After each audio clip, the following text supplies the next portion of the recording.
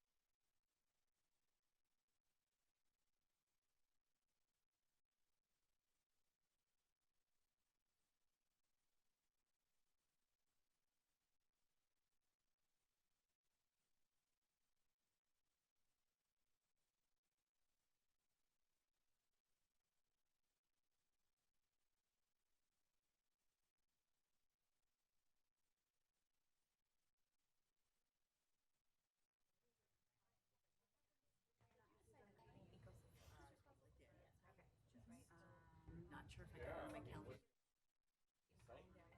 Oh, I have many on it. I'll make sure. Let me just make sure I actually.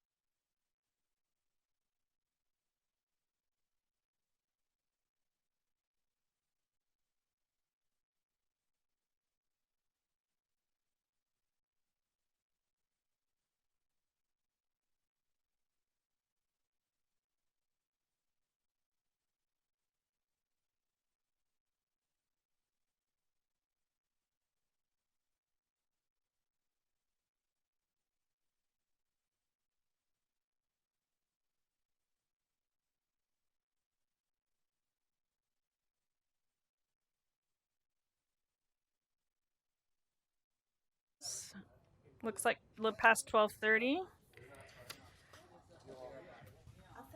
Welcome, everybody. It's been a little while since we've had a meeting. Good to see everybody. This is the Portland Planning and Sustainability Commission's August 13th meeting. On the agenda today, we have items of interest from commissioners, followed by the director's report. The consent agenda has consideration of the minutes from July 23rd PSC meeting. That will be followed by a briefing for shared equity language training and then another briefing for Park Row's Argay development study. So items of interest. Please, Katie. This summer, while we were all on vacation, I was working on promoting a grant through Metro for East Portland, and it was an anti-displacement grant for East Portland homeowners. I was working with Robert Liberty on it, and actually, the grant had gone through Planning and Sustainability. Was actually one of their sponsored grants. And unfortunately, we did not get it. We did actually, though, get our displeasure shared, and I think we actually presented enough so that the counselors realized that perhaps this is something that they need to do more of. And as a result, they passed one of those resolutions about next year's grants. We're definitely going to be putting in for it again next year. And so it was interesting, not successful, but I feel like hopeful as we move forward. Thank you for participating in the update. Appreciate that. Yeah, Mike? Yeah, I participated on a tour of the South Reach, which we'll be discussing here probably starting in January, I think, or certainly in the fall. And it was great to be on the river with a group of folks, to have an opportunity to actually see what's going on out there and what needs to change.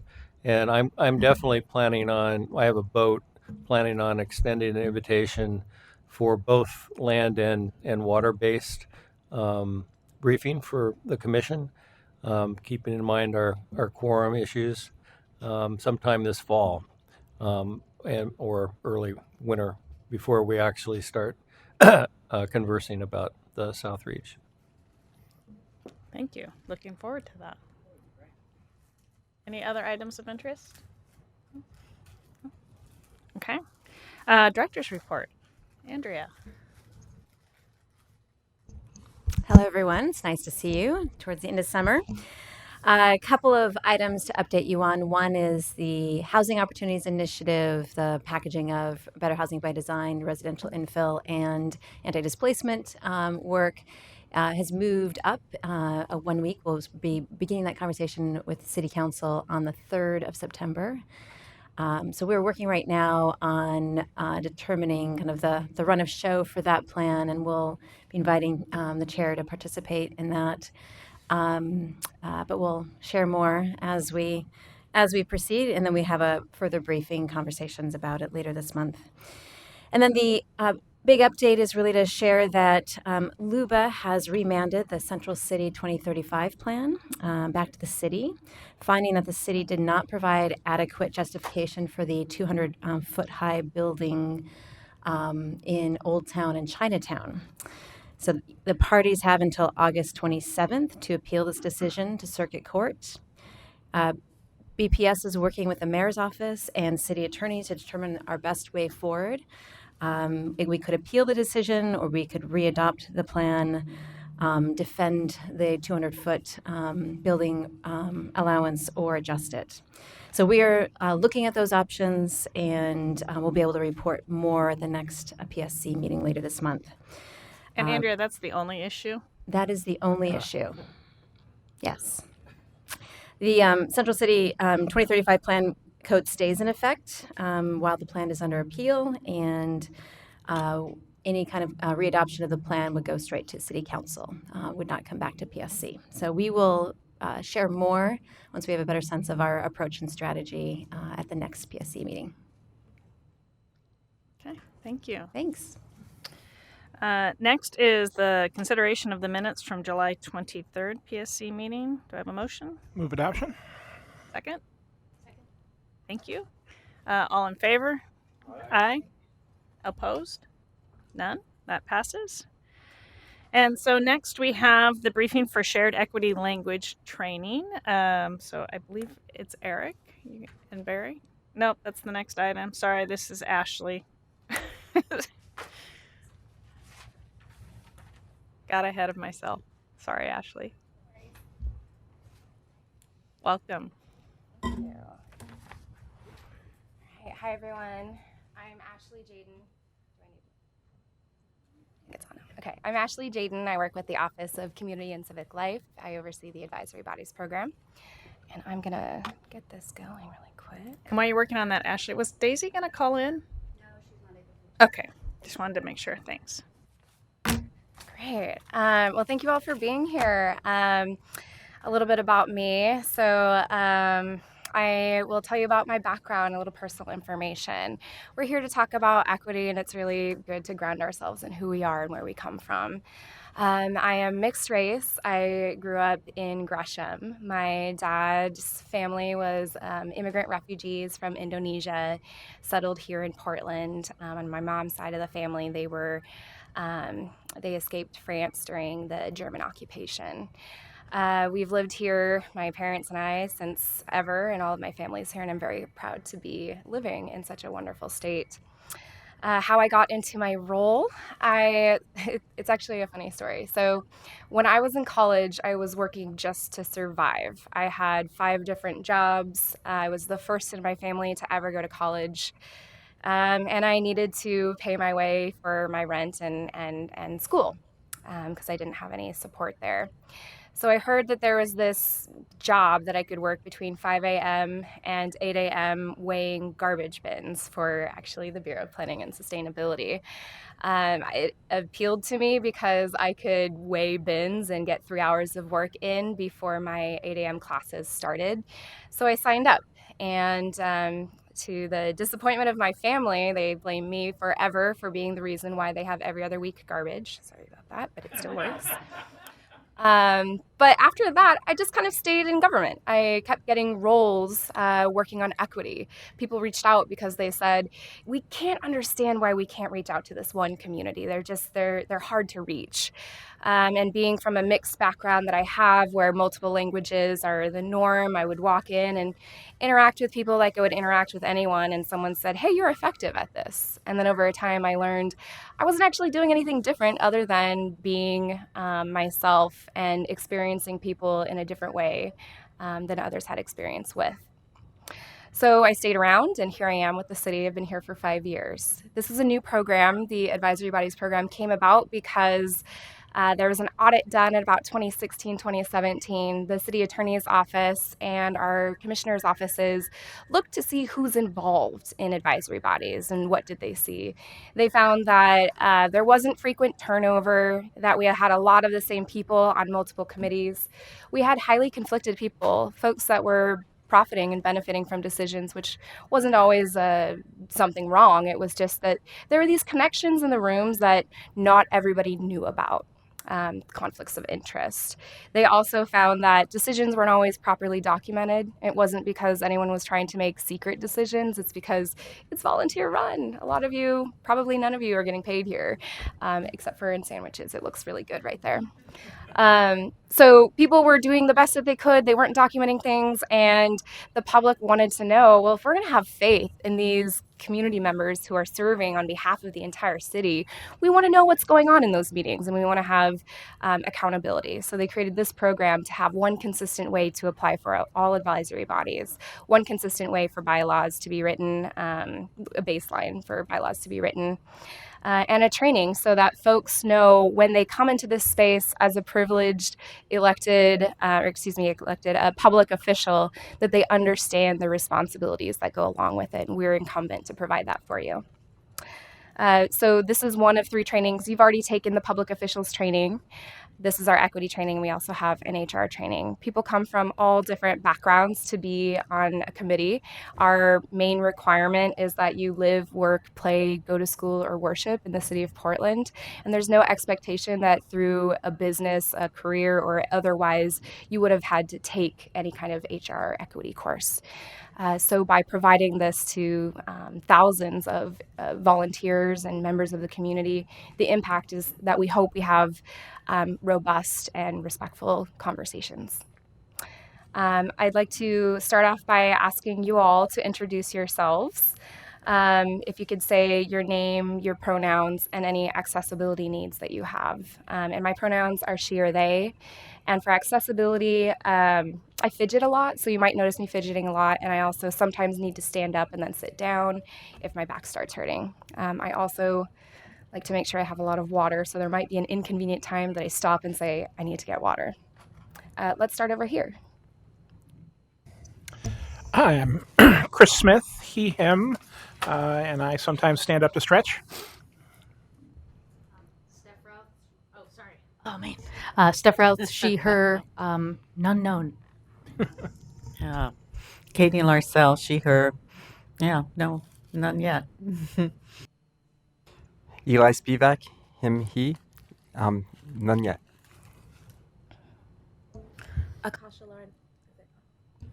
Akasha Lauren Spence, she, her, and like Chris said, I probably will stand up and get around just to stretch it out a little bit.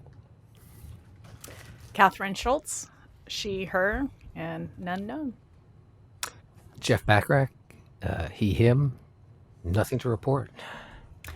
Oriana Maniera, she, her, and nothing on my end. Mike Hauk, hearing, but I did remember my hearing aids today, so.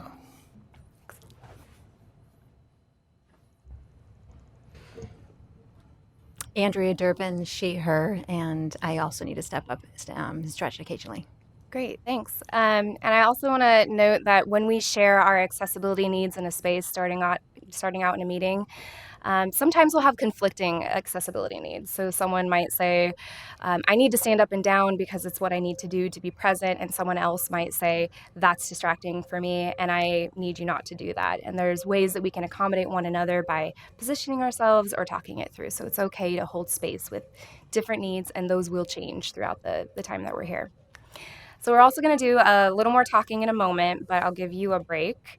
Does anybody know what growth mindset means? Have you heard of it? I'm seeing some nodding.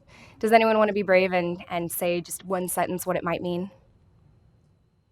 That's okay. You don't have to. Okay. I believe it's that.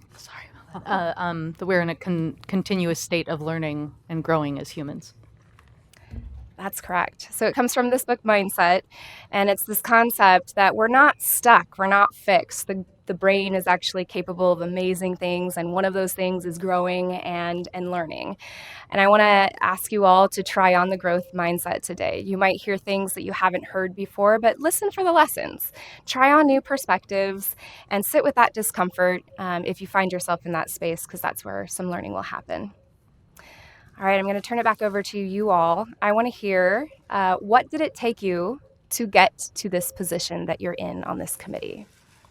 I shared a little bit about my background. What about your background do you feel comfortable sharing? Interpret that as you would like. And we can start with Chris. I said it slow to give you a moment. Thank you. I seem to have a high tolerance for sitting in long public policy meetings that has gotten me successfully appointed to more and more advisory bodies. And I think I also have demonstrated a facility for combing through big stacks of policy documents and finding the salient points that we need to talk about. I was actually just having a conversation about this with our mutual colleague before we came over. That I think that the flexibility. One piece that is high in my mind is the flexibility and access to to a job that allows, like, that isn't time certain, that that allows me the power and privilege to be here. I knew that I had wanted to be here for a couple of years, and have spent the last couple of years actually, trying to save enough that I'm not paycheck to paycheck, because I was a couple of years ago. So those are like, we could go on, but I will stop there. So let's see, how did I end up here? I do have the ability to not have to work 9 to 5, so that's a big deal. I've also been, I was the chair of the Park Road School Board for a while. I developed a real loyalty and connection to my neighborhood in the East Portland, and wanted to got involved with the East Portland Action Plan. And with the East Portland Action Plan, there was like this sort of idea that one of the ways that we could be more influential and have would be to have people on these different boards. And East Portland didn't have that many people on boards and the different subcommittees, et cetera, et cetera. So this one is kind of not the easiest one to get on. So I feel kind of privileged that I'm able to be on it. Well, since I was appointed by a past mayor, I don't know exactly the reason I was put on. That was his decision. But I'm guessing that my background is of developing affordable housing and policy advocacy, especially in residential areas. And I'm also a bit of a code geek. And at the time I joined the commission, there was a lot of code geekiness ahead of us.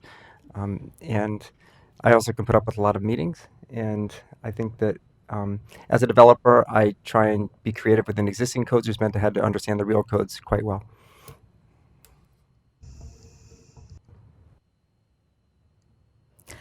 For me, I had a personal tragedy in my life happen, and I started asking questions like, who gets to decide? And for me, that stemmed onto the built environment, having a background in architecture and looking at the erosion of some of Portland's staples, like our food carts on Southwest 10th and things like that, and saying, well, who was the decision-making stakeholder here who said that this was no longer elemental to the urban fabric, and who gets to make these choices and these decisions and kind of pass them down to the rest of us, right? And so it got me searching and looking and thinking about, well, what are these decision-making bodies, and how can I be a voice for the people who have no idea who those voices are, right? It's sort of like an Oz situation where things are happening to you and you are somehow there's some kind of voice echoing or policy hand that's writing things out, and you bear the brunt of it, but you're not at the table, right? And so for me, it was about, thinking about the visibility of commissions like this, and the transparency of our government, and making sure that all voices have a chance to be heard, and that people who don't even know that this exists start to find out and start to realize that you have the opportunity to come here and testify and have your concerns heard, and putting myself in the position to create that visibility. Thank you.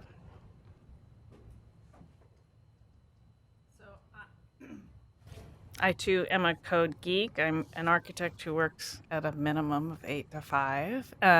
But I've always been just driven to continue to grow, to continue to push myself, and to try to contribute in any way I can. And so this kind of brought all of that together. My passion for architecture, my geekiness on reading code, and then, of course, being able to participate and learn from all these wonderful people and all of the community who comes before us. Let's see, a former mayor appointed me as well. And he was interested in having me serve because I'd spent 20, 25 years professionally working with land use zoning issues. So I had familiarity with the process and the code.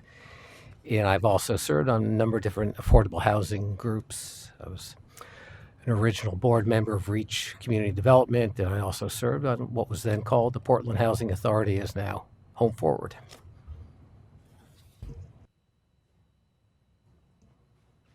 Thank you for asking this question. I think it's a really good and an important one. And there are a couple of ways to answer it. There's like the credential answer and the what goes on in my head that makes me excited to be in this space. But I think there's a more honest answer, which is what gives me the power and privilege to access this kind of process and then to kind of come through this process and get appointed to this space. And that's a couple of things.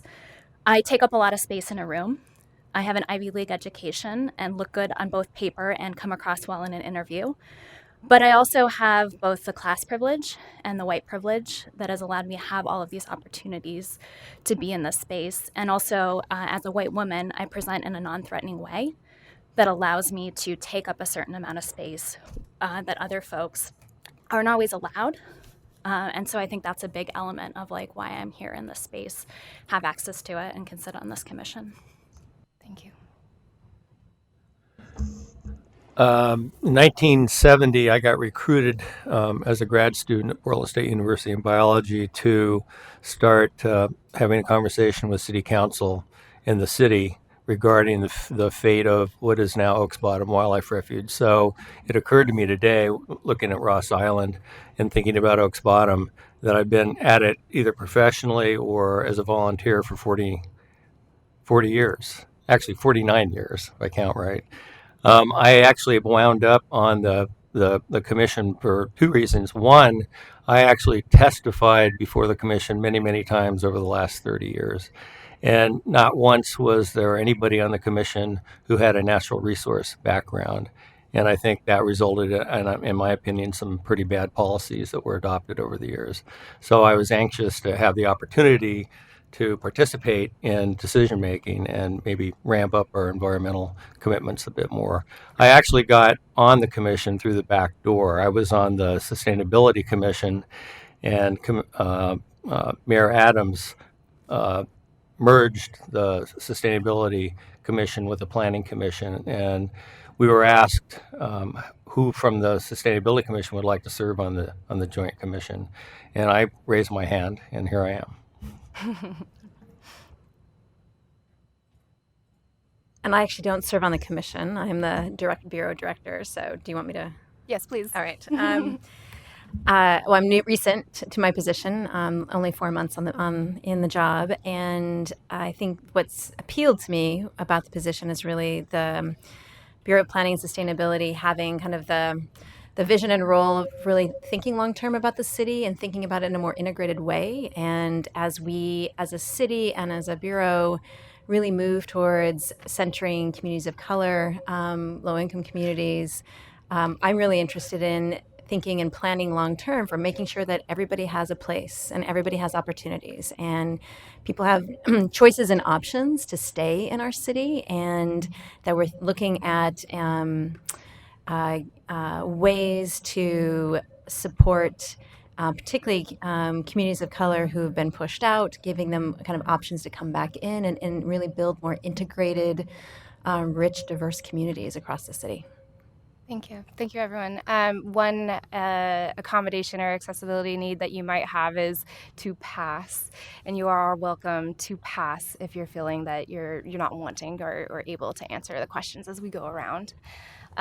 Great answers, everyone. Thank you. There are multiple levels of what got you all here, from your education and your background to your family, to the way you speak, to where you were born, to the process and how accessible the process to get here was or was not.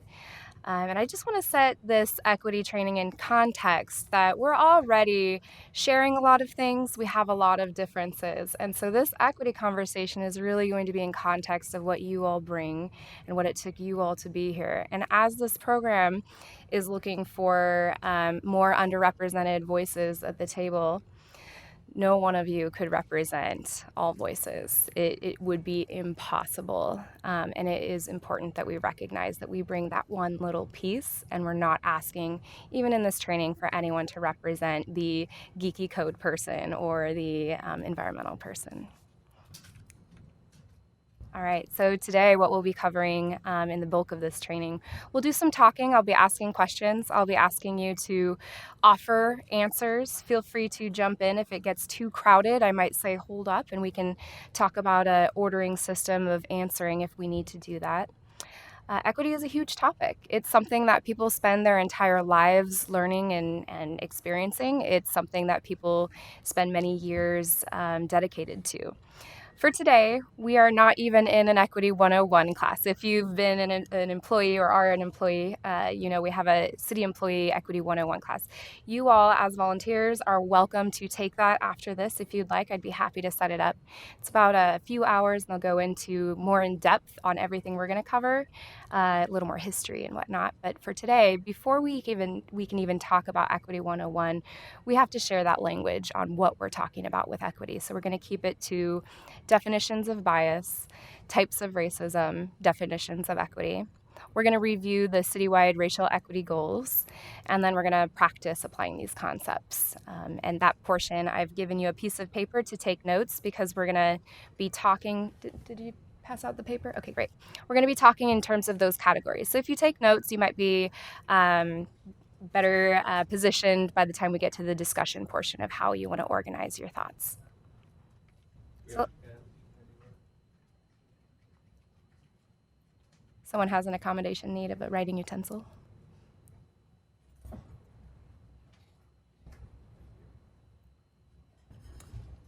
Great, so let's start with bias. Do you all have a screen in front of you? This is interesting. Okay, great. Let's see. So this information is from our friends over at the Office of Equity and Human Rights who helped us create this presentation. The definition of bias is favoring or disfavoring, evaluation of one group and its members relative to another. The human brain takes in 11 million bits of information per second, but we can only process 40 bits per second. The unconsciously processed information becomes deeply ingrained in our thoughts, our feelings, and our beliefs that we carry with us. Our brains have evolved these shortcuts to automatically assign values to things. For example, we might associate dark things as bad and lighter things as good. This can inform our snap judgments, and we may not even be aware that we're making them. Implicit or unconscious bias are a survival mechanism. It helps us sort through the constant stream of information that we're hit with every single day. And we make decisions based on instinct and not always on logic. It doesn't make you bad to have bias. It makes you human.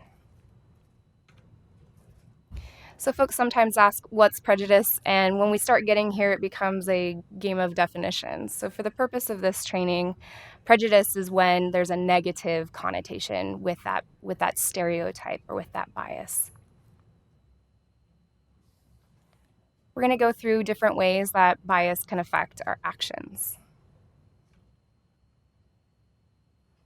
Our perception. I'll invite you all to share any examples that you would like about how these could apply or when you've seen these at play. And I'm going to offer a few and then I'll be quiet. Bias can show up when it is our perception, how we're perceiving something going on. At the last training that I did this, someone came in late and there were some hoofs and a bunch of apologies. And in that moment, we called out, oh, our perception is that when someone shows up late, they're being disrespectful. And I asked that person, what did it take for you to get here today? And that person said, well, I had multiple buses. I didn't get the agenda in time because my email wasn't working, and a comedy of errors. This is where we're at. So how we perceive what other people are doing, what information we're taking in, our bias could be what that perception might be. Our attitude. That's a picture of Grumpy Cat there. That is when we hear a certain tone or detect certain expressions. Do we have times when we jump to a conclusion of what that might mean? Do we have hang-ups of how others might receive our own facial expressions or actions? Our behaviors. How we are receptive or friendly towards certain people and how we respond once we have that information in front of us.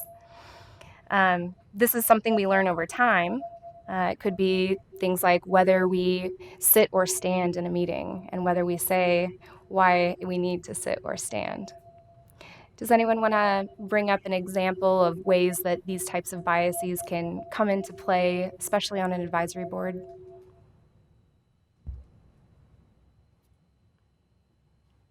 Okay, we'll also talk about it at the end. Next, our attention. What are we paying attention to? What are we looking for?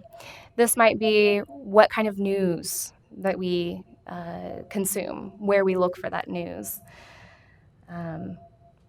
Another one is our filter. Are we listening for what we'd like to hear? Are we listening for confirmation bias?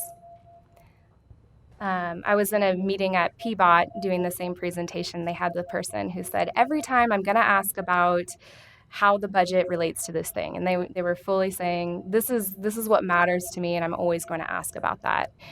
For others on the committee, it might have been a distraction. For some, it was great, thanks. But we need to know when we're using our filter and what impact that may have, and that may be influenced by something going on underneath.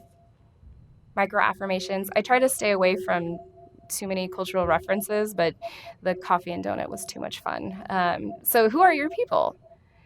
Who do you sit next to in a meeting? Clearly you all have assigned seats, it looks like. But in other meetings, there will be open tables. Where at the table will you sit? And does that have to do with somebody that you see as my kind of people? And where does bias come to play in that role?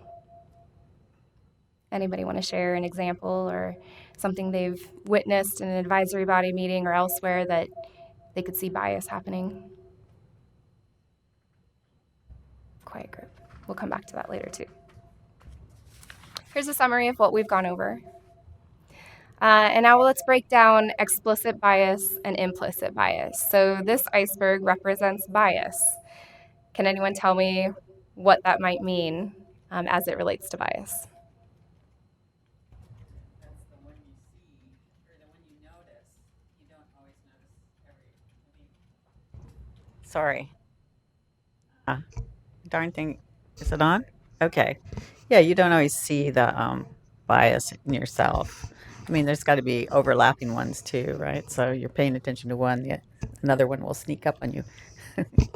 So, no. I like that. Thank you. Yeah, it sneaks up on you. I don't have to belabor it, but yes, there is the visible bias and then the invisible bias.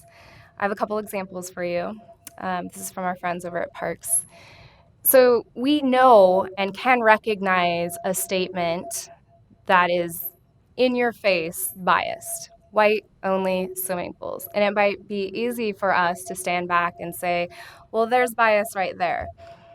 But what I would ask is what's going on underneath? What are the thoughts and feelings and experiences that people are drawing from to inform those implicit biases? And the example you'll see in front of you is that someone might think today, we're definitely better than we used to be. We don't have those kinds of signs. We have equity statements at the City of Portland.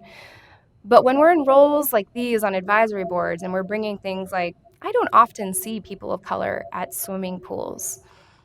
Maybe they're going on to think people of color don't need to participate in our program planning, as we are a committee that's planning programs. And they may be concluding it's probably because people of color aren't interested in pools or don't know how to swim or don't like pools. All of these are implicit biases that we're bringing based on historical experiences or experiences that we haven't had. Can anyone elaborate on why that might be that those would be impacting but not seen? Implicit biases. Yeah, I think partially people have these implicit biases and they don't realize them and they don't think they're harmful. They think they're factual, right? It's like if I've observed it, then it must be true. And I think it's asking people to think through that just because you've seen it doesn't mean that it's exactly reality. It's just what you've processed through your eyes and your ears, and it's not exactly representative of what is actually happening. Thank you. Yeah, exactly. It's something that's going on, and we may not be aware of it. When I got this example, what comes to mind is a friend of mine who works over at Parks was talking to me about programming and their programming committees at Parks, similar committees to this one. And we don't know what we don't know. We hear that a lot. We really don't. Um, but when we make decisions and we provide input on what we don't know, it has huge effects that aren't just done in the 1960s. They continue on for generations. So, the friend of mine over at Parks was saying, we have this new program we're very excited about. For the first time, we have a gendered separated swim time. And that may sound like, what's going on here? I thought we moved on from this. But what they found is certain communities were not using their open swim times. Certain communities were not showing up and didn't want to engage because they were finding it offensive to be in swimwear in front of the other gender. And it's not that we were prioritizing gender conformity. What we did as a city is we recognized that there's a group of people who aren't able to access a resource that we all contribute to, that we all pay for. And it was mostly because no one had thought, oh, we can separate this programming so that other people can have a space here. Can anyone think of any other programming times when that might have happened?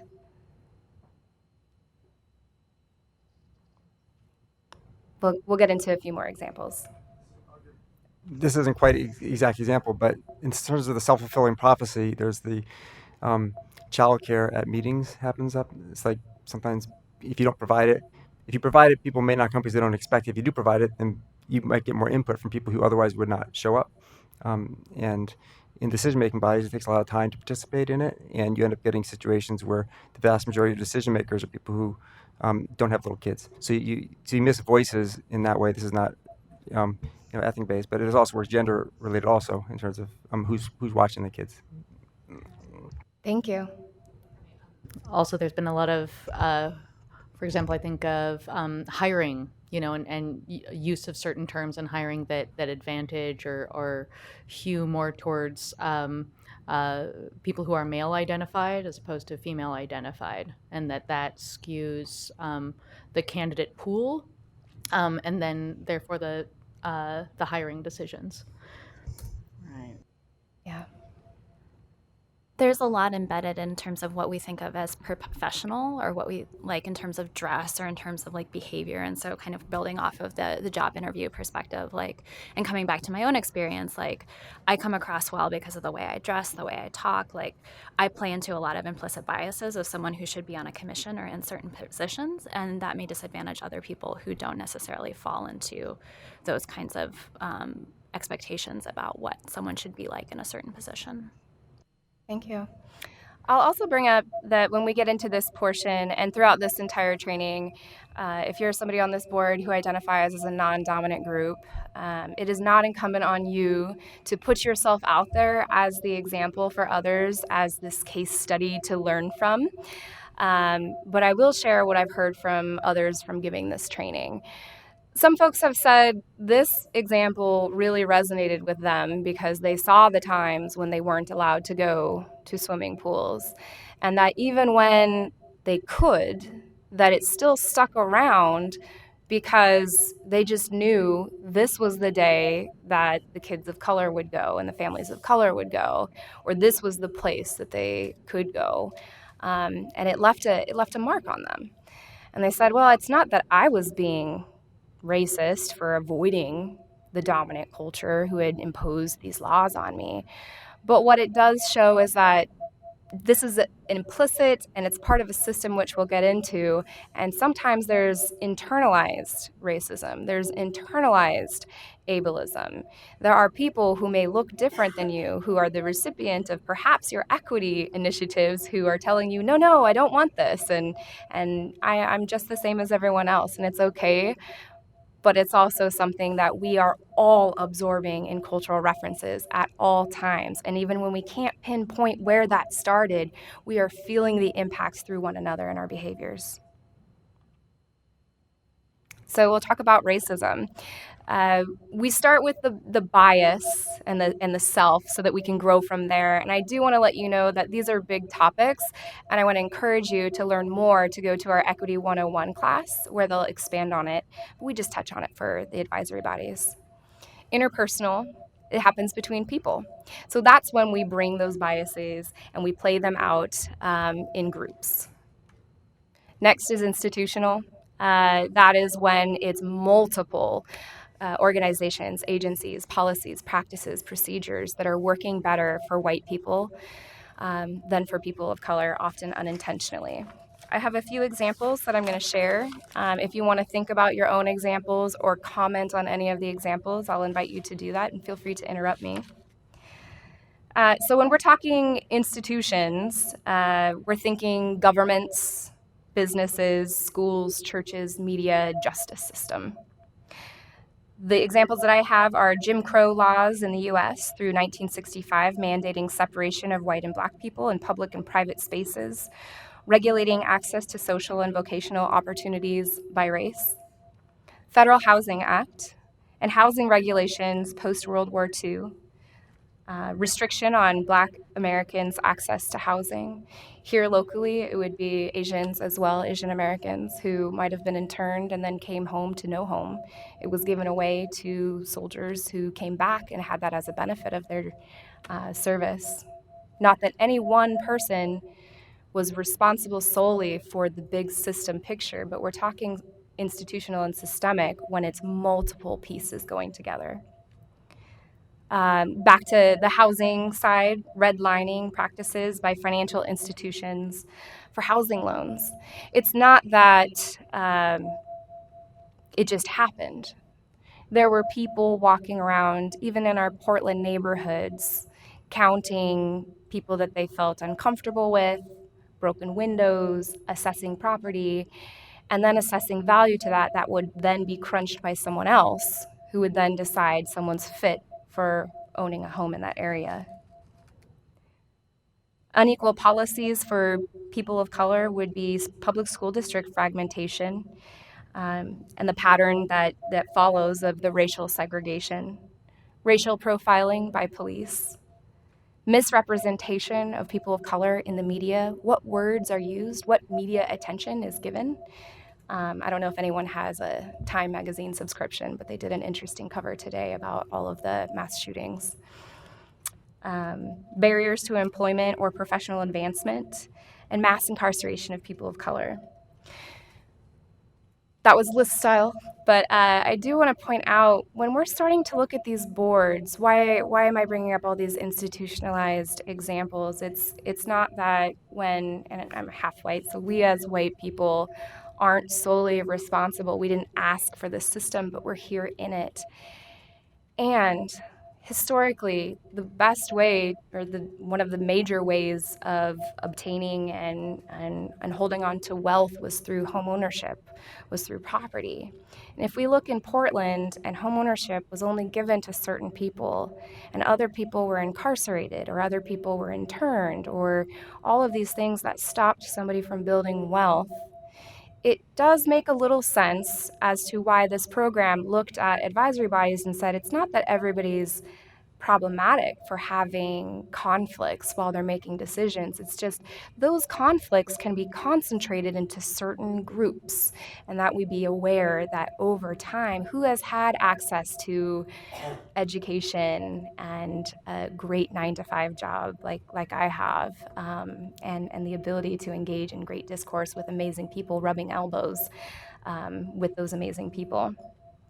Does anyone want to comment on any of those examples or provide something you've learned outside of here?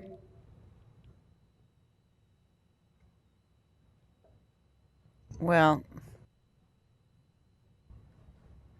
I was on a school board, and I learned a lot about how the systems work against children of color. And every school, they were often not doing as well, and it was and it's difficult to take a whole system like that and get people to realize there's a problem and then systemically change it so that it doesn't work that way.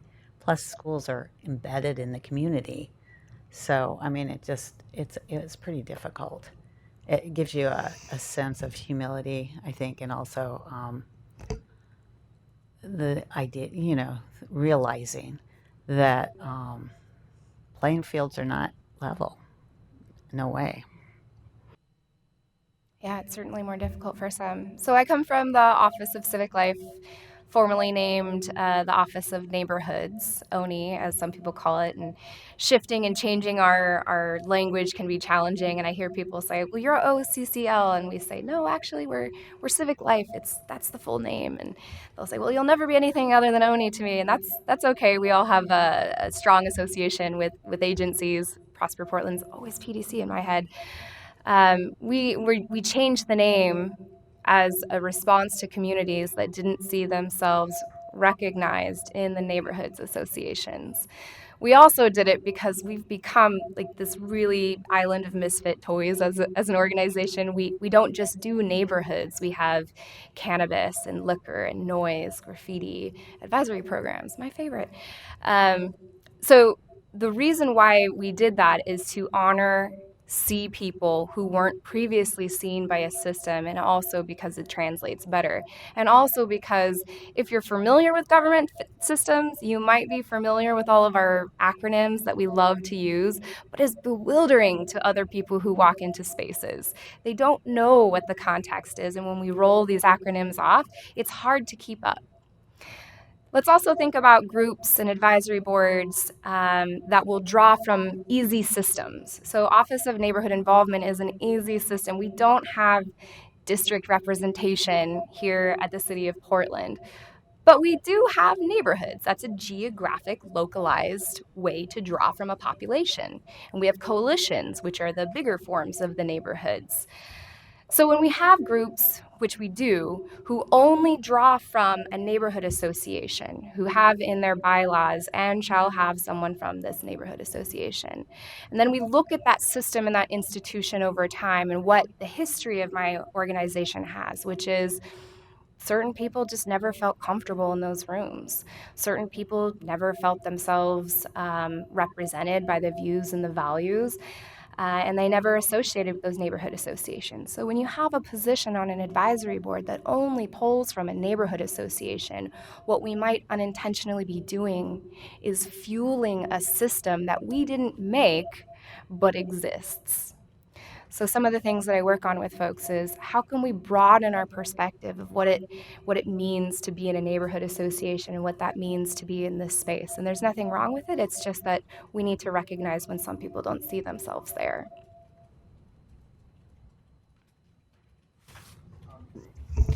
When we get public testimony, I think it's, and I remember this coming up a lot when we did the RIPSAC, which was like a precursor to the residential infill project. You have a room of stakeholders, and you get this sort of vibe that everyone's a homeowner. There's a few renters in the group, but not many. And I think we maybe need to school ourselves so that when we're getting people speaking to us, knowing like the mix of who's out in the room is unlikely to match the people in the city. So if someone's coming to speak as a renter or someone who's non-white, like we need sort of like, I think, some sort of translation to understand that this person who had the guts to speak, and we should make that as easy as possible for people to come from different perspectives, may be representing thousands of Portlanders who otherwise couldn't get up here.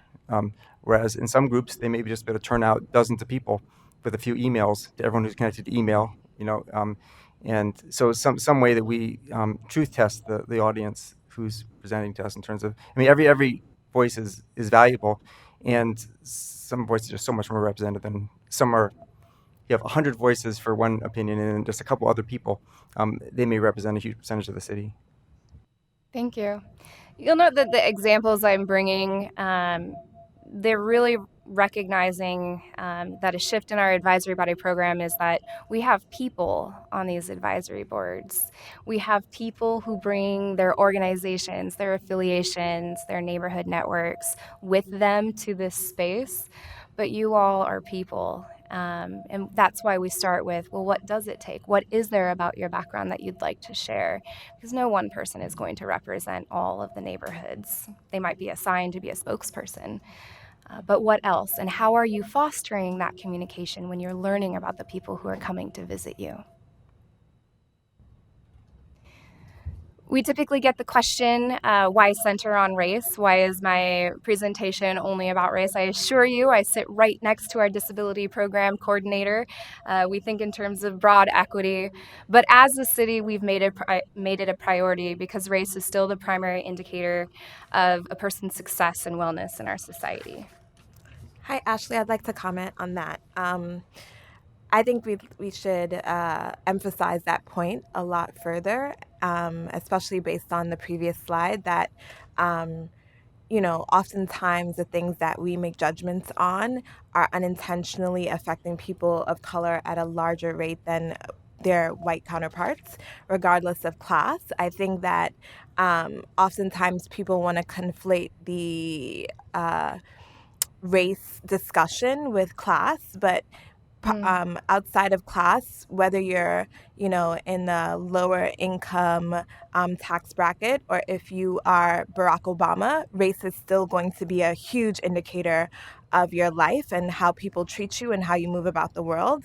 And so I'm glad that you pinpointed that, yes, you are sitting next to your disability counterparts and talking about other types of disadvantages in our society and things that could, hinder someone's success or their outcomes for, to thrive in our city. But race most definitely is pervasive because it's something that you can never age out of.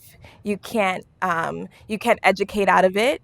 You can't acquire wealth to escape it, right? And it's not something that you want to escape, but it's something that people need to understand that regardless of where you are in your life, whether you're an architect or a city planner or the mayor or a houseless person, race is going to affect your life in a way that you can't change ever.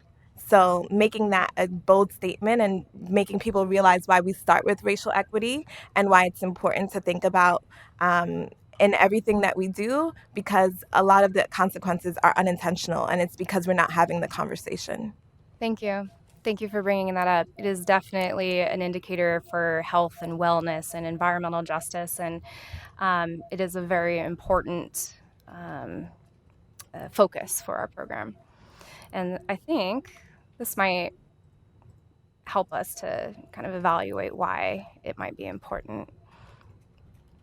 Take a look at that cartoon, reprinted with permission. What do you see? What do the men or people in uniform represent? What could they represent? So I think this cartoon is depicting like policing is gravitating towards a person who presents as a person of color and ignoring the person who presents as white in that situation. And not just are they gravitating towards that, but they're asking questions. Do you have a permit? Do you have a right to be here? And questioning who gets to be in certain spaces, whereas the other person is not being questioned at all, even though they're doing the same action and holding the same sign. Thank you for that evaluation. I see the same thing. What kind of bias could be at play here? We went over a few examples.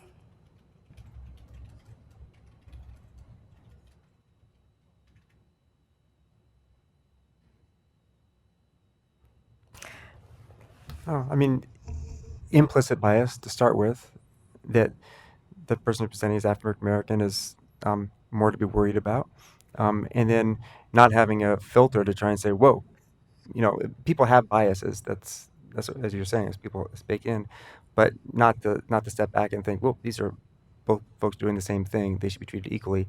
That feedback check hasn't happened. I'd actually name policing as more of an explicit bias than an implicit bias in some cases. My coworker, who is our city's mental health specialist, Taisha McCool-Riley, what she'll commonly say is that a police officer introduces themselves with their uniform. Mm-hmm. That is how they introduce themselves. It's not, hi, I'm officer, blah, blah, blah. Yeah, I think part of it is when you said who do the people in uniform represent, it's the state, right? And that is where they gain their authority from. So they are representative of your city government, your state government, and your national government, really, when you think about it. So they're the first interaction that most people will have with the state. Yeah. Yeah. And we don't know that that person is African American. They could be Latin. They could, you know what I mean? So that is an implicit bias as well, that because of the color of their skin, we're automatically saying that they are African American. So it's, yeah, checking all of that. Yeah. Yeah, we don't know what language, what national origin. There's not a lot of information. We can't even tell the gender, frankly. I would say that, yes, you've hit on all of it. They're the sense of authority. They're us. They're who we are supporting and who are the face of us as people. Is either one doing anything differently? No, they're doing the same thing, but one person is getting treated differently. It's equal justice, but is it? So when I show this cartoon, what I hear from people is a lot of personal stories. Oh, I've seen that. Oh, I've been at a protest. Oh, I saw someone get pulled over. They didn't do anything differently. I've heard from people saying, I know everybody's nice, but this thing keeps happening. That is systemic. That is why we center on race. We center on race because if that last cartoon seemed confusing or wait a second, what are we actually looking at, we wouldn't need to and it would have been resolved. But for an issue that everybody feels is, out there, we have very few people willing to talk about race. And when we center on race, it improves outcomes for everyone. The same things that help students of color succeed help our white students succeed. The same things that help people find housing and other social services and resources. That's making us all as a community stronger. We are interconnected. Our fate lies within one another. All right, now we're going to get into the meat of things, which is equity. Equity versus equality. I think I'm missing this. Well, I don't have my notes on this page, but I'll go from memory. Equity and equality are two strategies that are often used interchangeably, but they're different. Equity is giving everyone what they need to be successful, and equality is treating everyone the same. I'm going to give you a verbal example, and I'll give you a couple of visual examples because I don't think that any one picture or story really tells us about equity. So one might be two people or a family of people going on vacation. What do you do when you go on vacation? You pack a luggage, you're charged for every piece of luggage you bring in, so you don't want to take up a lot of space. But if everybody in that family was equal before that flight, they would have one piece of luggage each. If they were having different needs, say they have a baby and baby needs all the baby luggage and baby equipment, but one of the parents doesn't really need all of that space. It would be equitable for one of the parents to say, I really don't need all this extra space. Let's put some of the baby gear in mine. Or if you had someone with a disability and they needed special assistive equipment or technology, they may need more space than others who wouldn't otherwise be using it. Another example, I'll give you a verbal example, which kind of trails a little bit away from equity, but it's about outcomes. Two sisters, has anyone heard or read Getting to Yes? It's from that. Two sisters feuding over a lemon. Both of them want that lemon for something that they're going to make in the kitchen. They're fighting until ultimately they said, fine, cut it in half. You get half, I get half. Well, they proceed to make the thing that they were going to make, and one sister starts squeezing the lemon. She's using it to, I don't know what she was using it for, to make a smoothie. The other sister takes her half of the lemon and starts grating the outside. I'm sure there's a fancy cook name for that, but she's grating the outside for a meringue pie. I don't know actually what fancy things you use the outside for, but that's what she was using it for. Had the two discussed what their needs were and what the outcome was, they wouldn't have had to both sacrifice the utility of that item. I'm going to show you 2 more visual examples of equity versus equality. Has anyone seen this before? Many. Okay, great. I show it because it's a very quick, well-known way to demonstrate equity. For those who haven't seen this before, could you tell me what you see and what the differences are?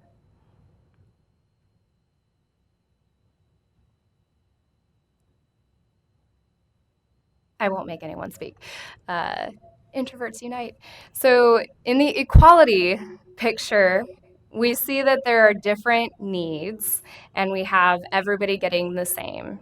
And then in the equity picture, we've redistributed those. But in the liberation picture, we see that, well, why was the fence there in the first place? This one isn't my favorite example, although it captures it pretty quickly. Because it almost faults the people for being different. We start honing in on the difference of the people here rather than what is it that they need, what about the system. It's a simplified view, and I'm about ready to show you another visual picture for the different types of learners. And I'll preface it by saying, I know that for the engineering type, it can be frustrating, and just like, let's shed our beliefs of reality for a moment because we just believed that these 3 people needed boxes for a game. So let this picture represent 2 communities drinking from a straw, we'll say at the same rate for the engineering focused, of community resources. They both get 1. Which is it illustrating? Any guesses?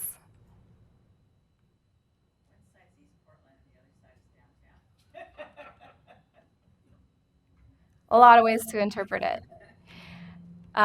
It's equality, it's sameness. So we see one community has broken windows, maybe they're tilted, and they're drawing from that one straw. The other community is also drawing from that straw, and they're doing pretty well, it seems. They don't have broken windows, they have trees. I know that there's more pipes under there, but this is used with permission from Matt Kinsella, who was tasked with they did a search of who can draw the equity picture better, and he submitted this. Now, what is this illustrating? So many happy people. It has to be equity. It's unfairness. So now they're drawing from, and engineers can check me, but different rates. The community that was doing well is still doing well. They didn't need extra resources.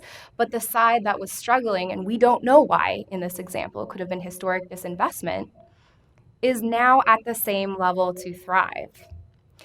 An example of when we see this in services, when, say, I go to the Bureau of Transportation, PBOT, we might say that the quality would be everybody gets a street. So we only have scarce resources, so everyone gets one street. But if a community doesn't really need that one street, we're now putting a street where a community didn't need it already. And we'll even say maybe streets are fun. Let's say it's a sewer pipe. Now we're getting a new sewer pipe. No one really gets to see it. My life is being upended, and I can't drive or get into my driveway.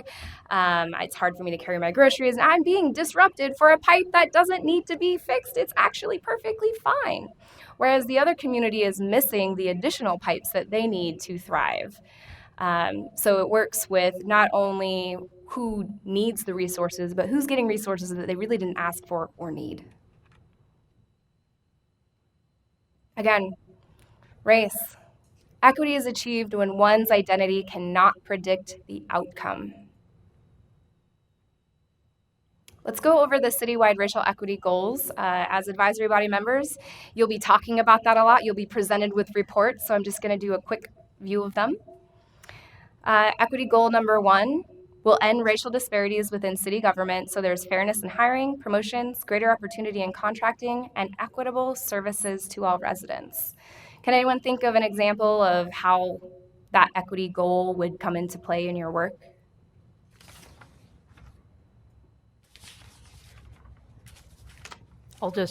Sorry, got a really good cookie. I think of, for example, the pipeline of of contractors and subcontractors and who has access to the experience and the capital to be able to successfully bid on projects. Excellent. Contracting is a good one. I'm not sure the content of the work that you're doing, but here at the city, we have contracting goals, contracting departments, and the ways that you view these contracts could be asking questions. Who's benefiting from this contract? Who's burdening? Who haven't we thought about before? And how does this better somebody who has previously not had access?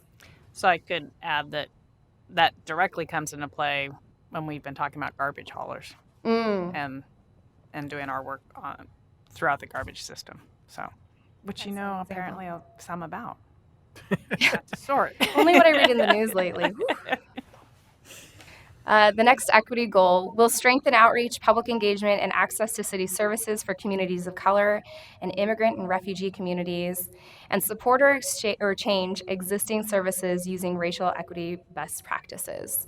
So in these spaces, you'll be asking, what best practices have you employed? Show me that. Ask us questions. Lastly, the collaboration. Number 3, we will collaborate with communities and institutions to eliminate racial inequity in all areas of government, including education, criminal justice, environmental justice, health, housing, transportation, and economic success. All right, so I quizzed you along the way. I wanted to spend a little more time on the concepts than the quizzing because we were being a little quiet and I was expecting that we wouldn't use up this last portion, but if you've been taking notes, is there anything that you'd like to share on these items? Meeting dynamics, service delivery outcomes, city policies, community representation. I'll just keep talking. Is that cool? I think of service delivery outcomes, so I'm also currently employed with the Office of Community and Civic Life, and I hadn't thought about it before, but like the fact that there is a department called noise, and noise is actually a subjective term. It's actually sound. And so who gets to choose what is noise and who's, when we think of noise, who is disproportionately impacted, and particularly it is by race. Or similarly, the difference when I was talking with the supervisor for the livability program, that graffiti. And the only difference between graffiti and art is permission, and who grants permission? It's the city. And so what those service delivery outcomes and who gets to choose, like that there is a noise board and who gets to choose what is noise, what is graffiti. And finally, the other is liquor that's in the livability program. And we don't even have data that demonstrates the race of business owners who are denied or approved liquor licenses, but anecdotally, it is not good news. So I think both in service delivery, what we're evaluating, how we're evaluating, and how that comes back to a feedback loop that also involves advisory bodies and how those conversations look. I'm going to comment on that because I geek out about demographics. So when we collect as government demographics and when you ask us as community members about that information, I do want to put a plug that as government, when we collect information, that becomes a public record. So before asking what are the races, what are the ages, tell me more information about this, do know that it is important that people consent first to how their information is being used. And if they don't know at the point of that information collection how it's being used, they're not really giving us that informed consent. Very important information, but I do hear from community you're not collecting it enough sometimes. And sometimes if we collect this and now have it, it may not be in the best interest of that individual to be on a government form with all of their demographic information for everybody to see. And a time check, because I looked at the 2 p.m. and I'm now seeing 12:40. Did I miss? Okay, great. I was timing myself for that. All right, I'll give you some examples. Thank you, Steph, for starting us out with that. Meeting dynamics, how does this apply? Personal biases and interpersonal racism and the institutional racism that we all are part of. An example would be in dynamics, emphasis on being polite, equating raising a difficult issue with being impolite, rude, or out of line silences different or less popular opinions. And I'll put a plug that we as a city encourage the minority or dissenting opinion. We have a resource on the advisory body's website of how to go about that in a constructive manner. But it's the nuance of the conversation that we're interested in. There is an important role that advisory bodies play in that you all are coming together to make agreements. You're different than a listening session where people can talk and the city listens to y'all individually. You all are coming together with the group power of every hat that you wear and all of your affiliations and associations and research. At the same time, we don't want agreement to come at the detriment of understanding the nuance of the issue. City policies. Can anyone think of a city policy or a way that that can impact work on an advisory board? I have an example, I think.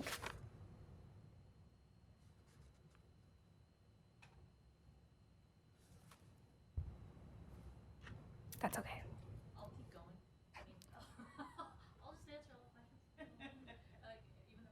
Like, I'm happy to be wrong. I think of very recently, it's not a city policy, but I was reading in, I believe, Medium yesterday of some policies among schools that are dictating not just what students, the student dress code, but also parent dress code of what parents need to wear when they are picking up or enrolling their children, and that is absolutely disproportionately enforced in communities of color in those areas. So it's like people who come to school and their one time and cannot enroll their child, and how that impacts a parent's relationship to the entire system, including their child's education.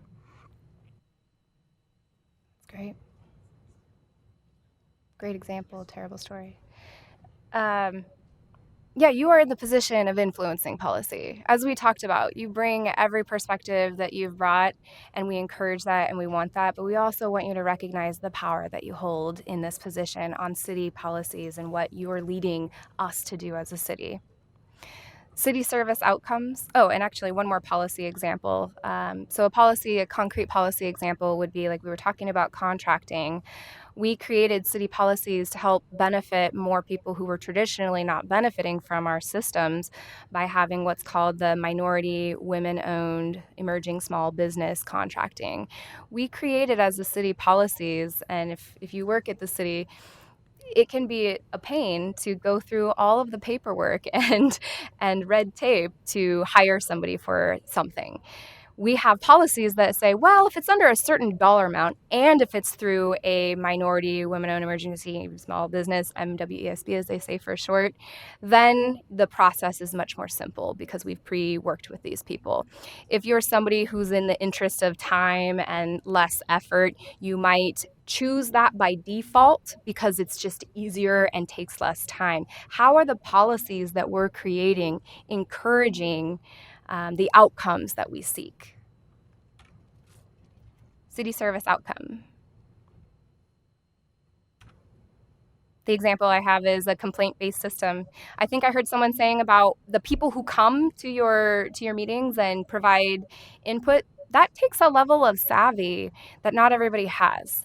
So that would be somebody who's familiar with the system, knows what phone number to call. When they're told no the first couple of times, they know who to ask in order to make sure that that was the correct answer, because we all at the city are actually prone to error too, and we make mistakes. And what privilege or position would someone have to have in order to know, oh, this is a mistake and how do I fix this?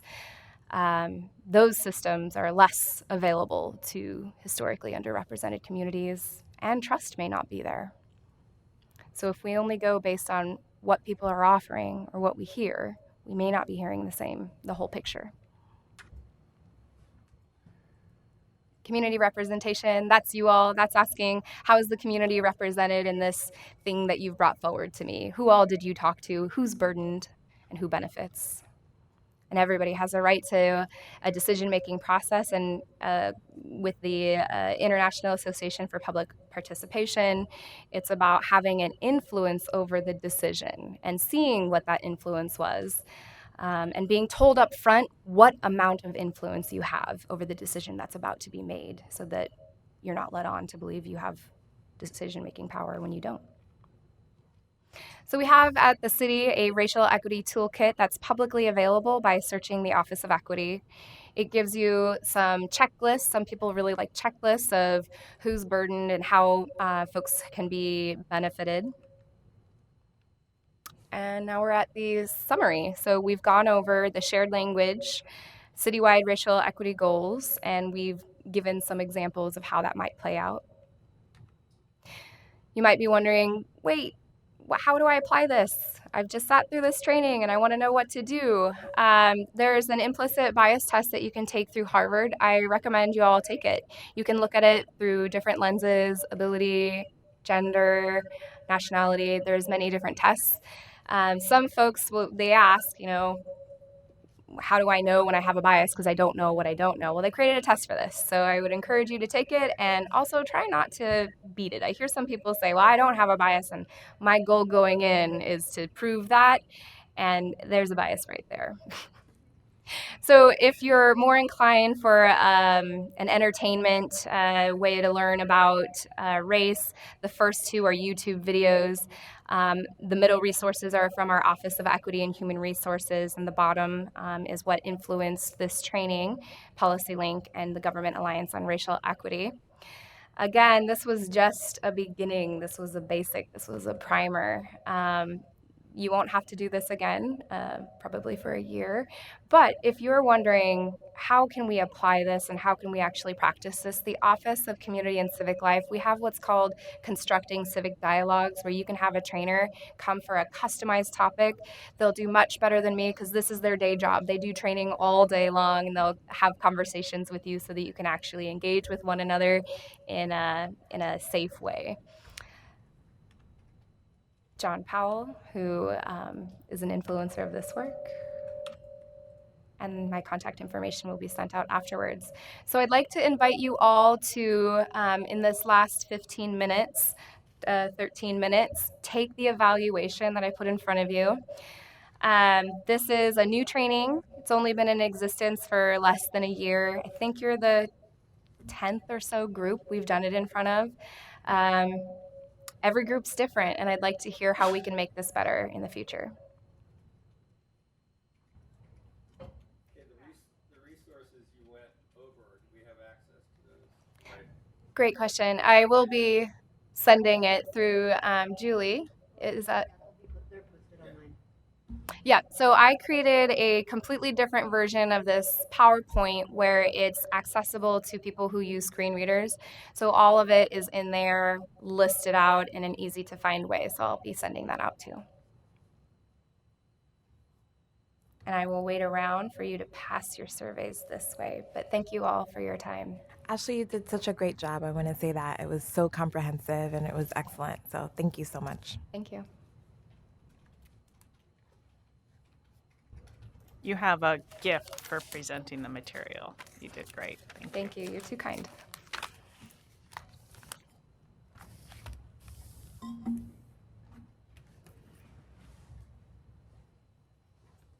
Okay, good. I'm glad it was two. I looked at the clock and then I looked at that. I'm like, oh, did I misjudge?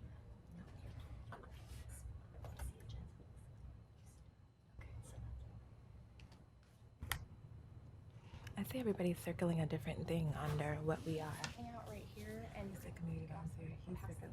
Okay, good. Okay, good. Cool. Got it. Okay.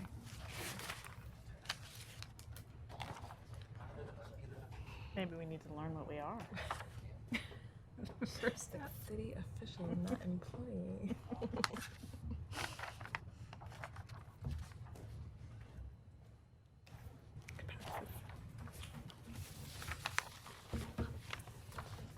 Yeah, it's so much better sometimes than the round bottle. Just fits in your purse like a book.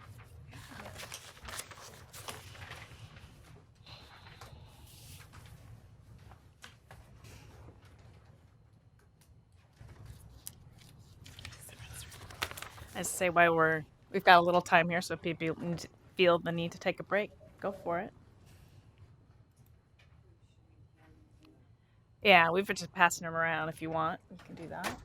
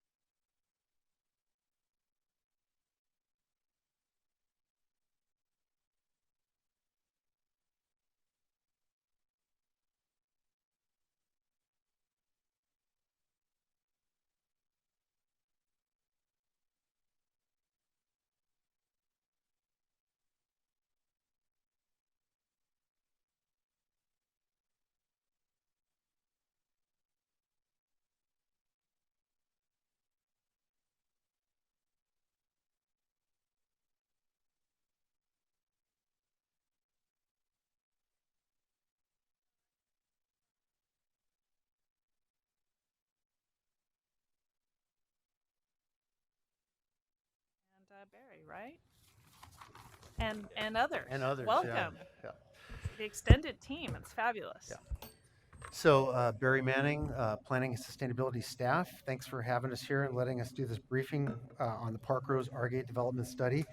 I'm joined today by Jerry Johnson on my immediate left, who's with Johnson Economics, one of the consultants on the project team, and Ken Peary to his left, who's another consultant on the project team that worked on this. And we want to just share with you kind of what we've done over the last about a year working on this study of a development opportunity site in Park Rose that many of you probably looked at and considered as part of the comprehensive plan and zoning deliberations a couple of years ago. So this is a concept plan for potential implementation of what could happen on that site. So that's what we're showing you today.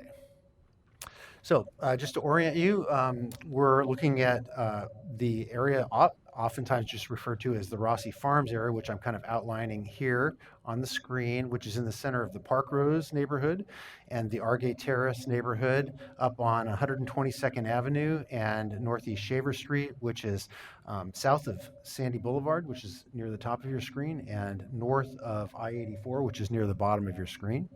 It's been a farm for a long time, as long as the neighborhood's been around, and before that. And it really presents a really interesting opportunity. It's an opportunity to infill and create a complete community in an area that has lots of amenities, with Park Rose High School directly adjacent to it, Park Rose Middle School directly adjacent to it, Shaver Elementary over here in Argate directly adjacent to it.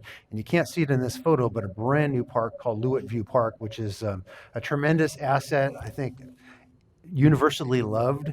So really a lot of bones of a great placemaking opportunity here and creation of a complete neighborhood. So why are we doing this? Again, this is a large 30-acre site, one of the few opportunities in the city of Portland for planning at such a large site. The farm, as I said, has been farmed for over 100 years. It's owned by three families, essentially, and some different family members within those families, the Rossi family, the Justo family, and the Gary families. So it's different ownerships, but kind of partners in farming in that area for a long period of time. But farming in an urban setting is becoming increasingly challenging. So they're looking at change in the not too distant future, potentially for some of them, and they wanted to work with us to see, how that what the opportunities might be to do a more coordinated planning effort on this site rather than do some piecemeal changes on the site as opportunities presented themselves. As I mentioned, we rezoned this in the comprehensive plan. I'll go over the zoning in a minute. And our policies call for creating complete neighborhoods. This site has a lot of the assets that can help to contribute to creating a complete neighborhood. So we wanted to see how we might be able to connect some of those things. I mentioned the 3 schools and a new park.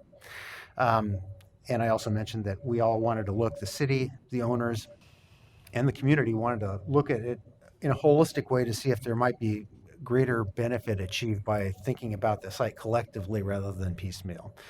And the study was funded largely by a Metro 2040 Planning and Development grant. We've been working on that over the last year, paid substantial amount of the consultant work. Property owners also provided some financial match, and the BPS matched it with staffing resources primarily.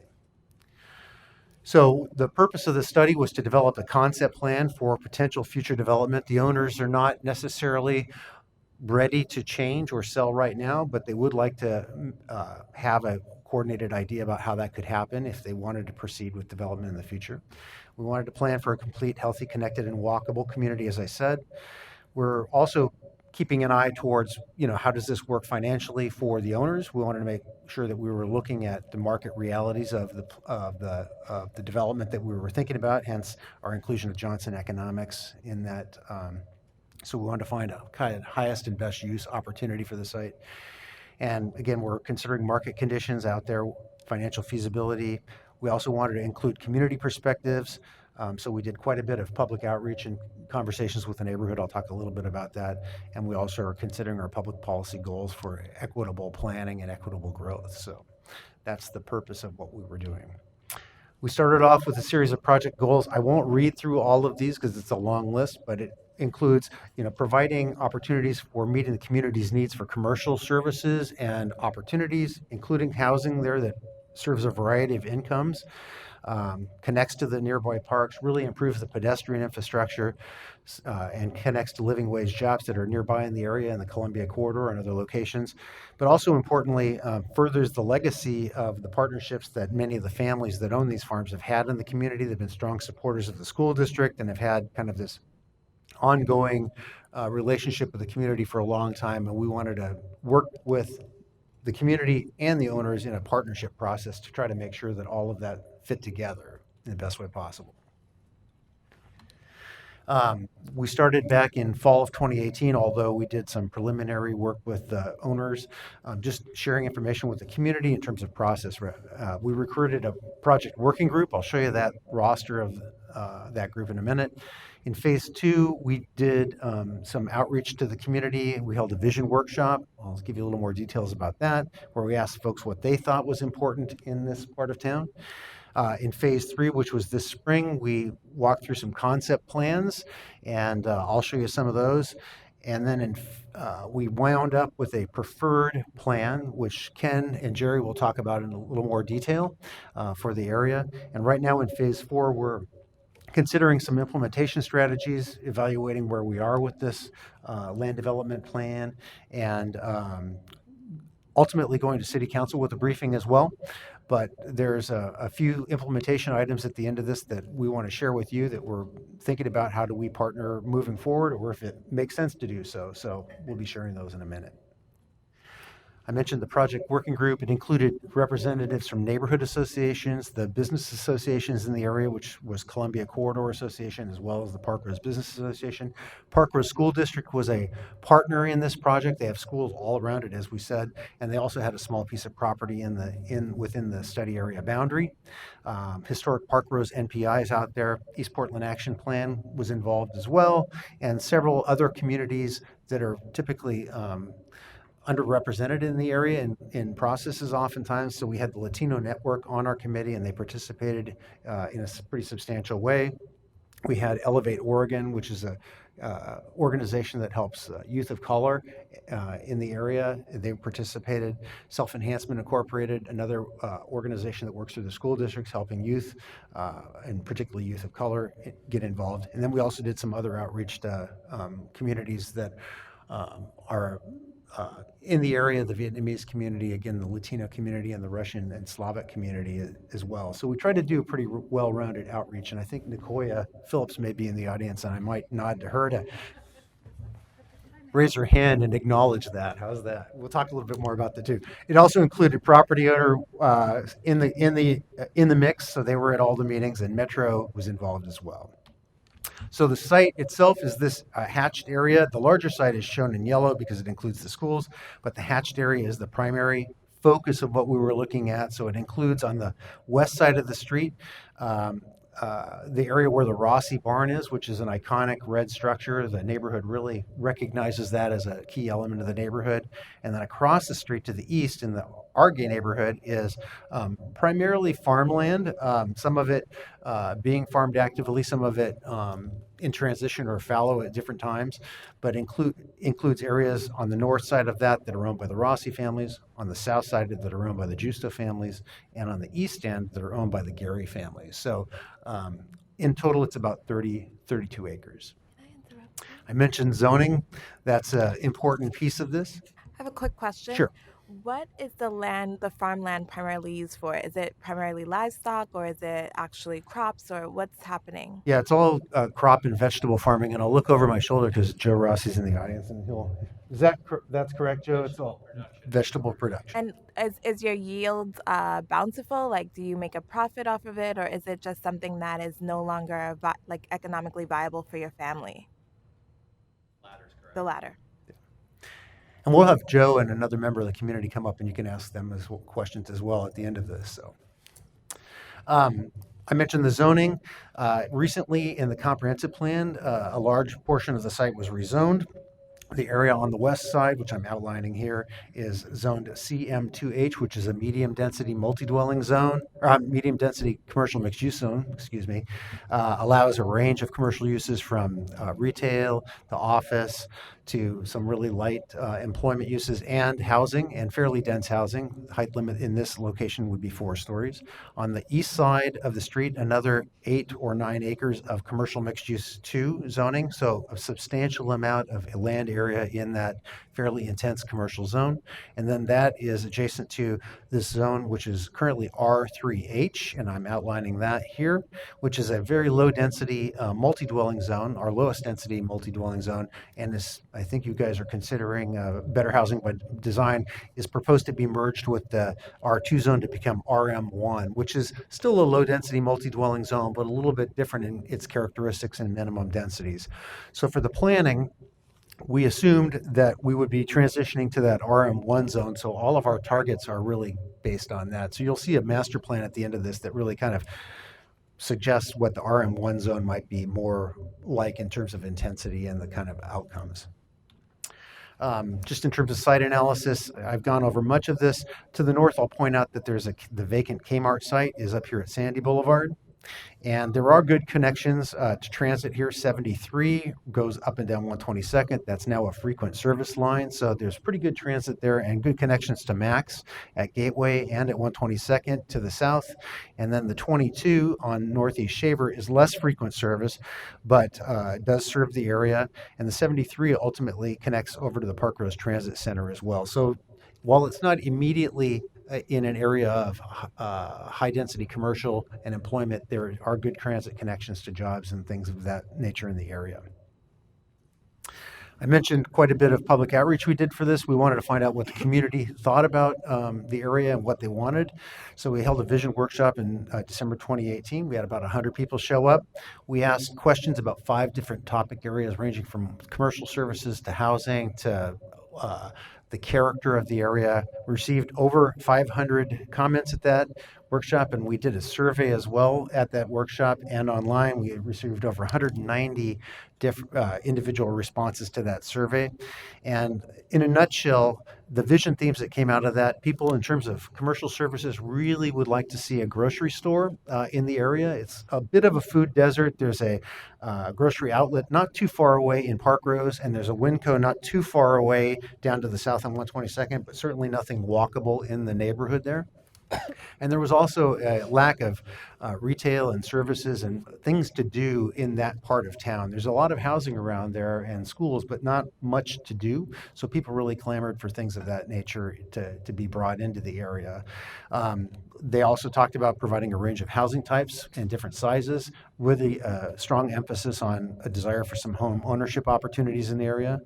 A key thing that people focused on were this area has great views of Mount Hood and Mount St. Helens. Lewitt View Park is actually oriented on views of both of those, and they'd like to try to make sure that they can maintain those views if development is to occur here. So how do you do that? They're very interested in ped and bike safety and improved walkability to the nearby schools.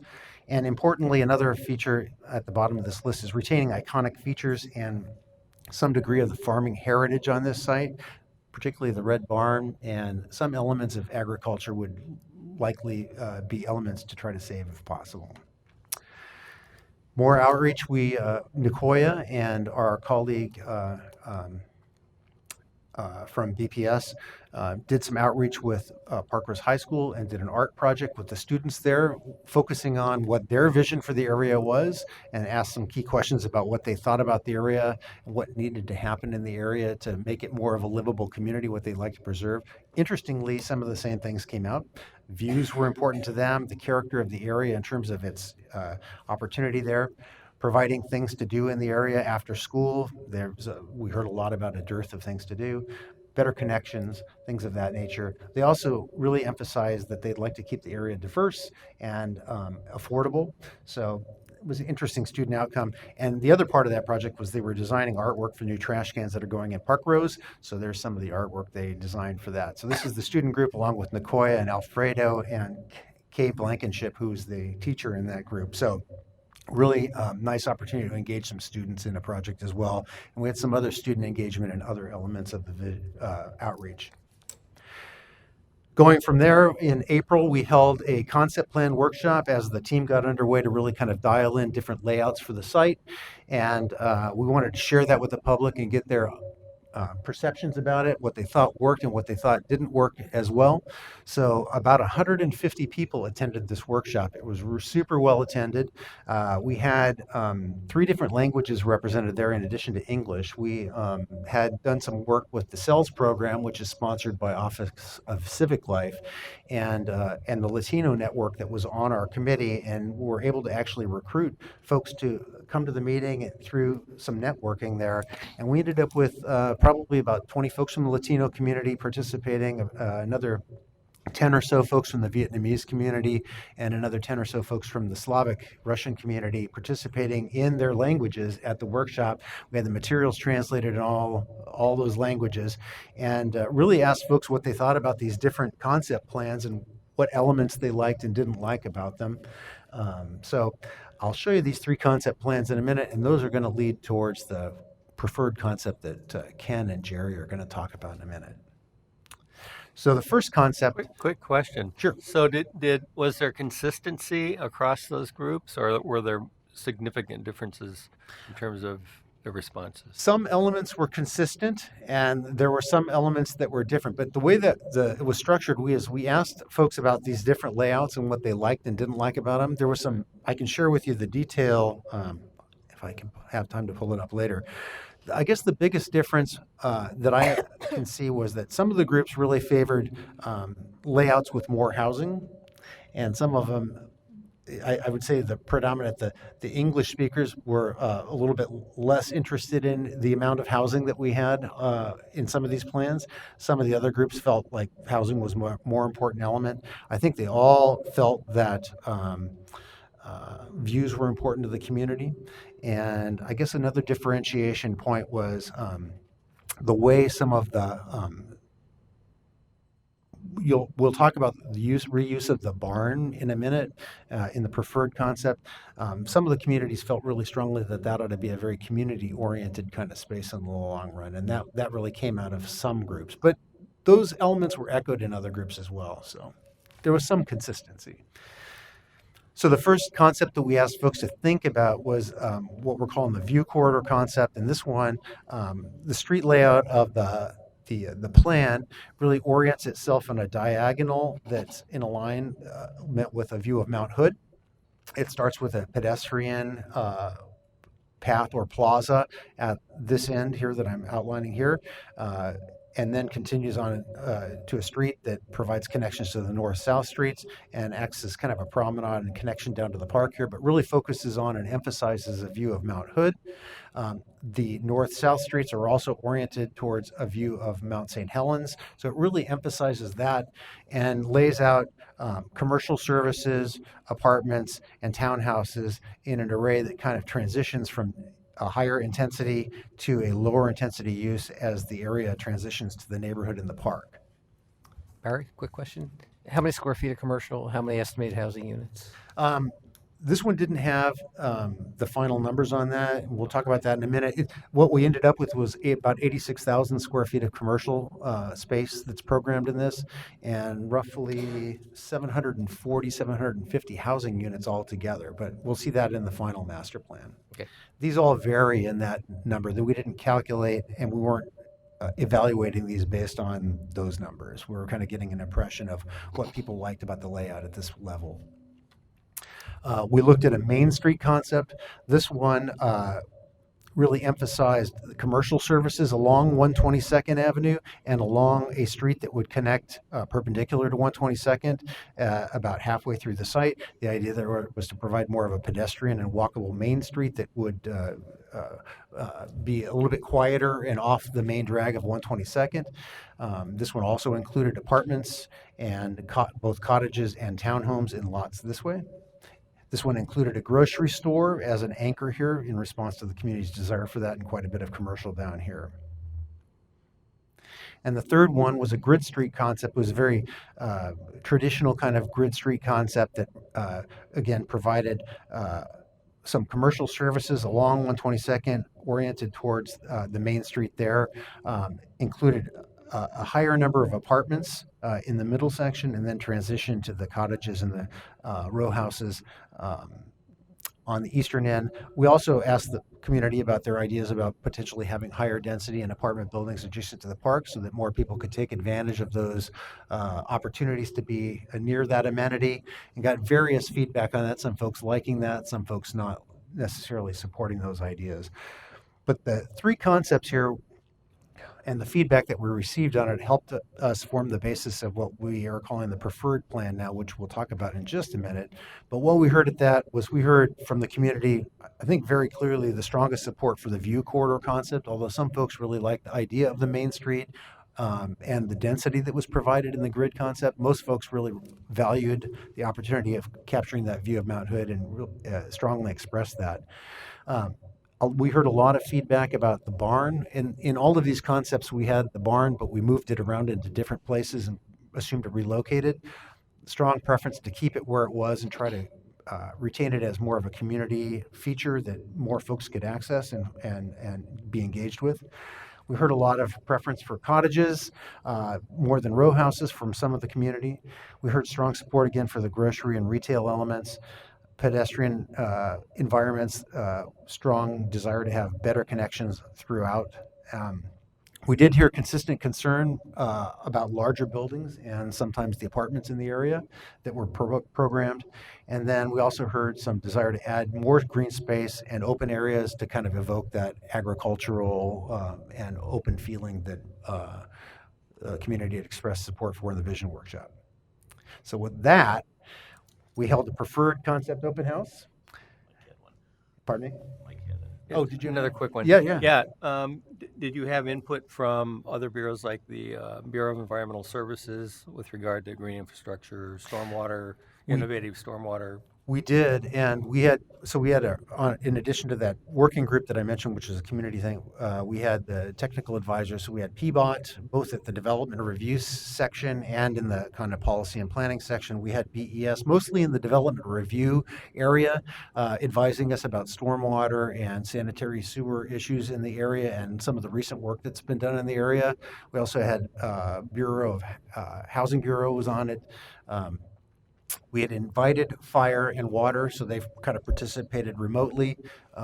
We also had parks on it because of the connection with Lewitt View Park. So we had a pretty robust TAC, and they were great participants and great partners in this. They came to all of the public workshops and they staffed stations and facilitated tables. So it was really a very good process in that regard. I have a couple questions about the engagement. Sure. With this slide in particular, whose strongest support is being expressed here? You mentioned that there are discrepancies between, as you put it, folks who are English speakers in the space and then folks who were utilizing language services or non-English speakers. Like, how were different perspectives weighed in an equitable way in terms of determining like what kind of came out of this process? Yeah.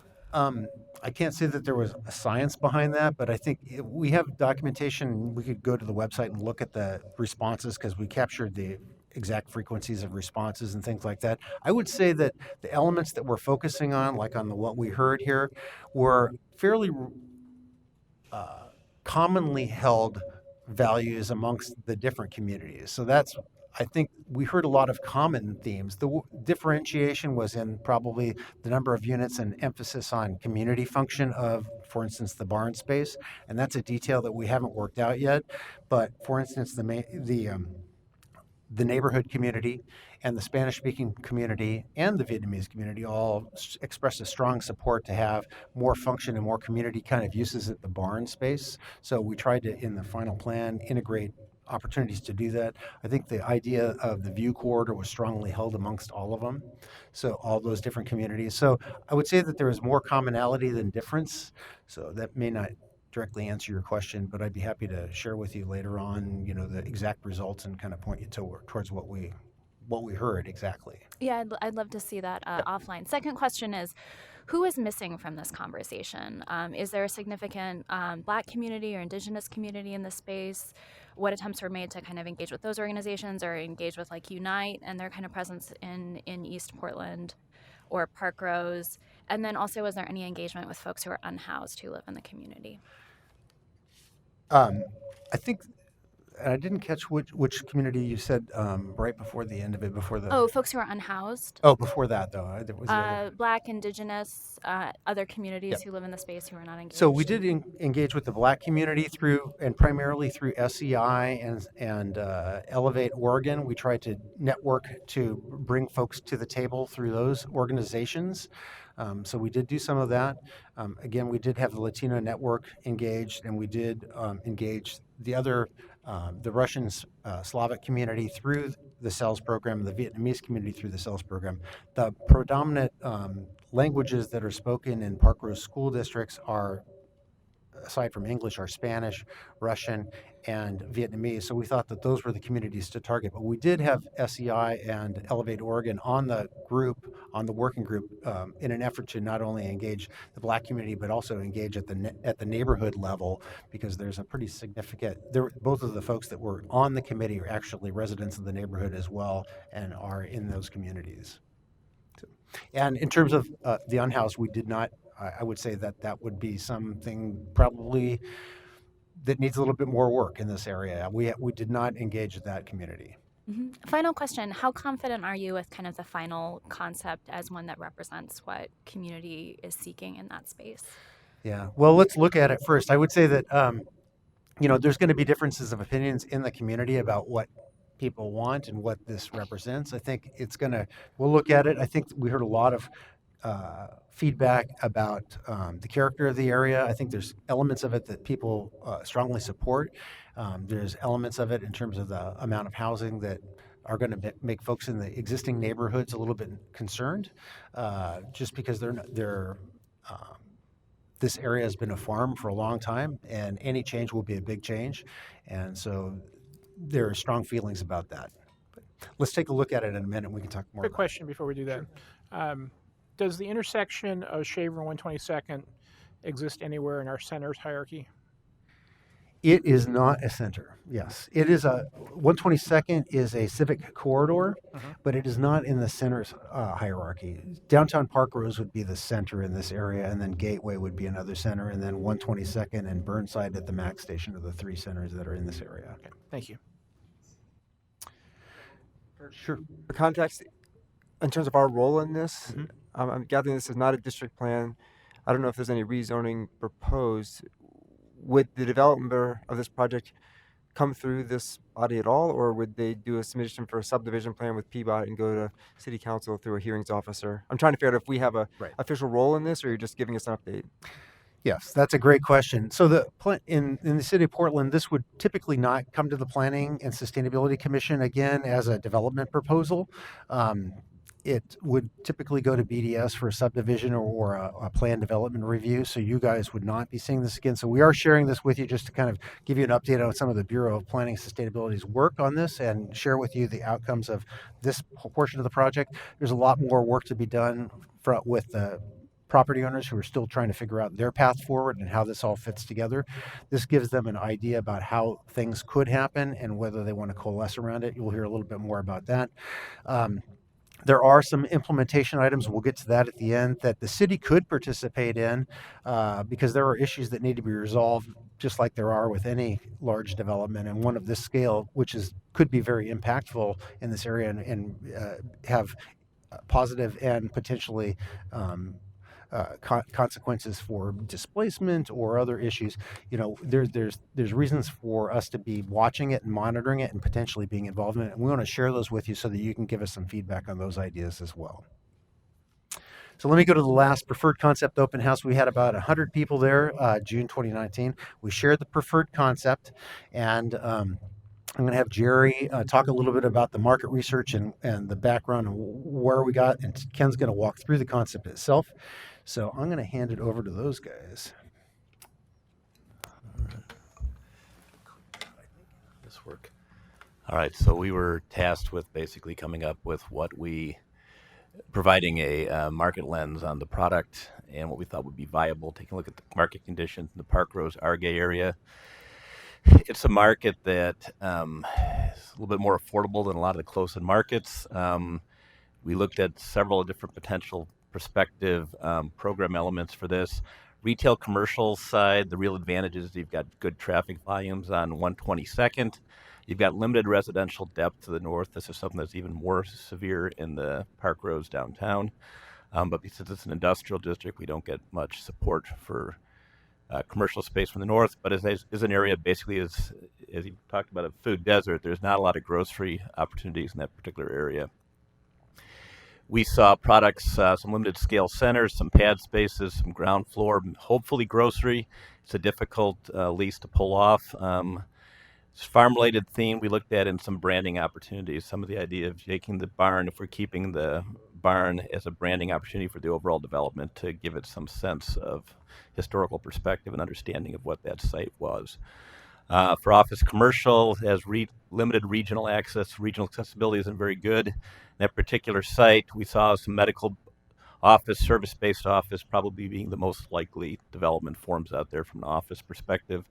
For rental residential, this is a market that's maybe $1.65, $1.85 a square foot, which largely supports a wood frame surface parking solution. We tried to look at some more urban solutions and give it a more urban form, but it's difficult to make other things work or pencil in those pricing situations.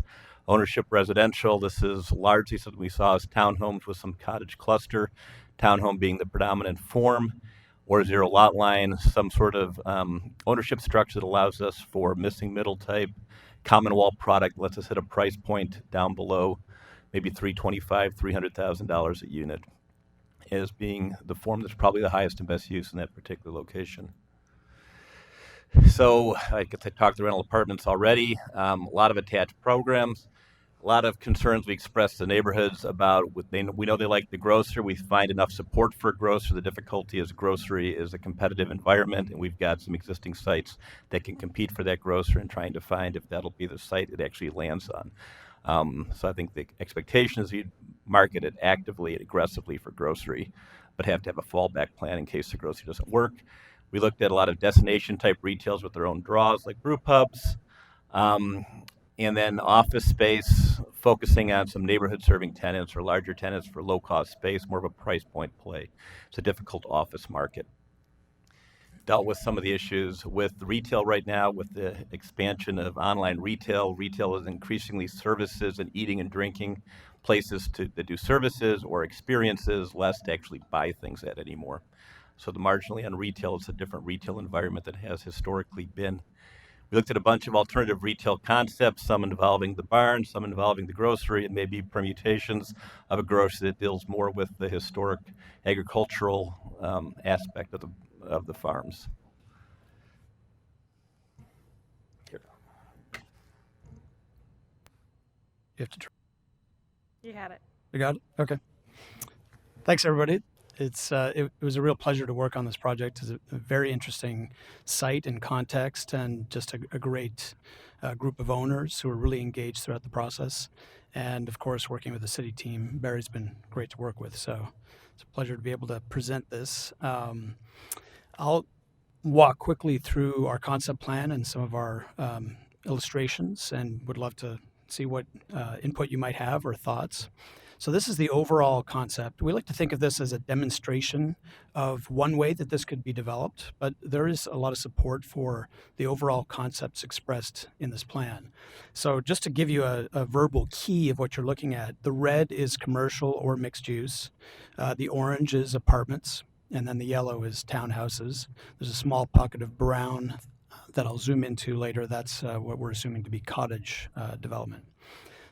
So in terms of an overall plan, you see this strong axis with a view of Mount Hood. That was sort of the defining structural feature that the plan was built on, together with the north-south streets, which are organic extensions of existing streets in the neighborhood, and create this nice simple grid that is connected to the landscape. You've got views of Mount Hood. You can see the axis in Lewitt View Park off to the right. That same axis is followed with these new street extensions. So that was a big part of the plan. Another aspect to point out is that, as Barry mentioned, there's this gradation of density, or as some planners might call it, a transect of density from 122nd, where you have the most intensity and most public activity and transit access, leading as you head west towards the lowest density facing the park. We also wanted to point out that it was really important because Lewitt View is such a cherished part of the community that this plan respect the park, but also provide a public edge to the park as well. So we provide a lot of visualization to the community and the team about what the zoning might mean in terms of built examples. Based on what Jerry was telling us, you know, in terms of the challenges for retail, we're thinking that some of the commercial uses we're showing maybe kind of these active town neighborhood center type projects that you see. Dining is definitely something that was attractive to people, but that there be gathering spaces and seating associated with this commercial. This is by no means or at all a strip commercial type place, but wants to be this active, mixed, thriving type of environment. In that CM2 zone as well, you're allowed to do apartments. And again, this is 4-story, 3/1, probably wood framed apartments. In some cases, you would have elevators. Some cases, it's the classic garden apartment, woody walk up. And we just showed this to express that there could be a range of architectural styles employed. We also emphasized, again, based on Jerry's research, we're not talking about structured parking. This would be surface parking or tuck under parking, which is always a challenge, getting a balance of providing enough parking that the market might be satisfied with the amount that's provided, but also trying to meet city goals for walkability and transit use, this being a civic corridor. So there, you'll see there's an effort to create a balance in the plan. So moving east, there is the second zone, R3, which will be RM1. And there's some illustrations of some of the home types that you would see. There's a limited potential for cottages and some irregular sized blocks potentially. This is sort of a niche type of development.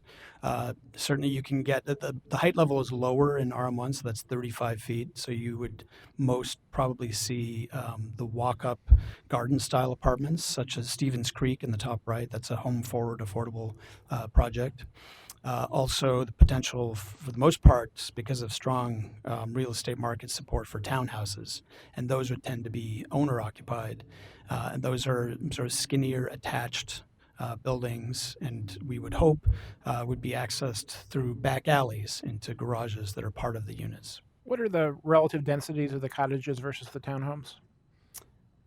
So the townhouses, it depends on the actual size of them, but we've been assuming, we drew them at 18 feet by 100 feet, which is pretty generous. So you might get 20 to 30 units an acre for townhouses.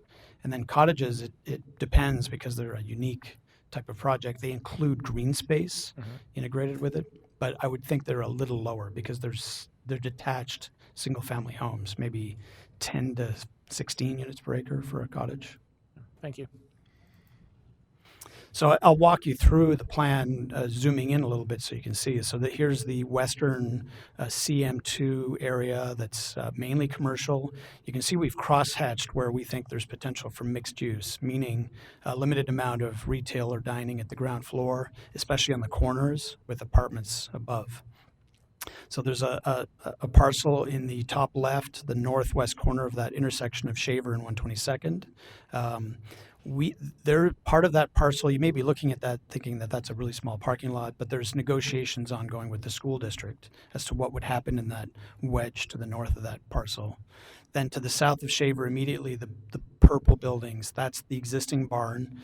And we heard a lot of support, and I'll show you some images for this, of a kind of mercado type space that builds on the thriving food scene in Portland, but also builds on what the barn's successfully doing right now, which is an event space. And then to the south, a grocery store. This is about 35,000 square feet. And trying to keep the parking away from 122nd and recognize it's an important street and tuck it in the back next to the school. You'll also notice that we're pointing out a traffic signal, and this is something that's really desired by the community and by the owners, and would be important for the grocery store to work. We're currently working with Lancaster Engineering to do a study of what that means. Is that viable? Is it warranted? What will it mean to the plan? So we may be adjusting the plan for that.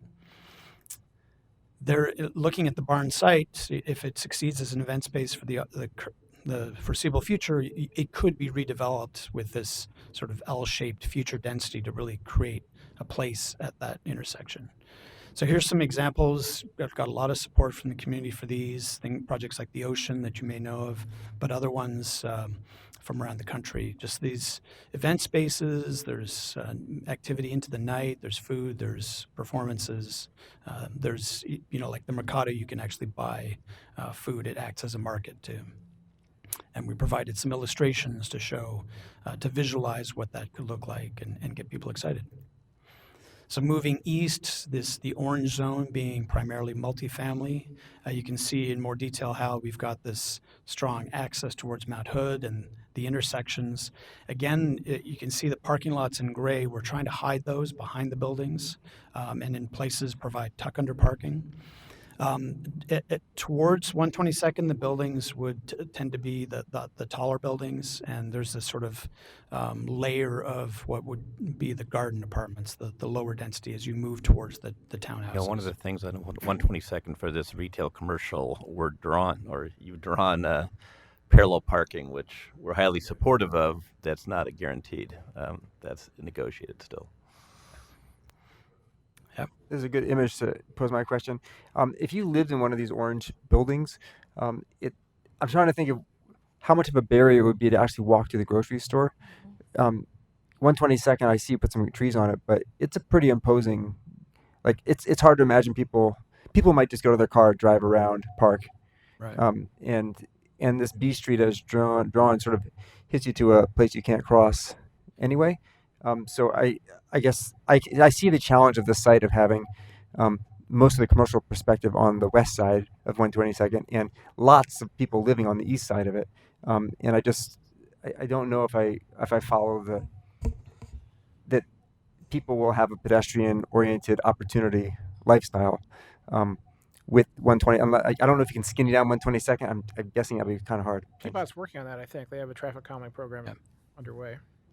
And I think it also reflects why we think that signalization at what would be the future A Street would be so important, because that's kind of critical to get folks to that grocery store and across the street in a safe manner as well. Yeah. Although with this layout, that's not the way they're getting there. The B Street is the hub, and to actually get over to this A Street, you have to.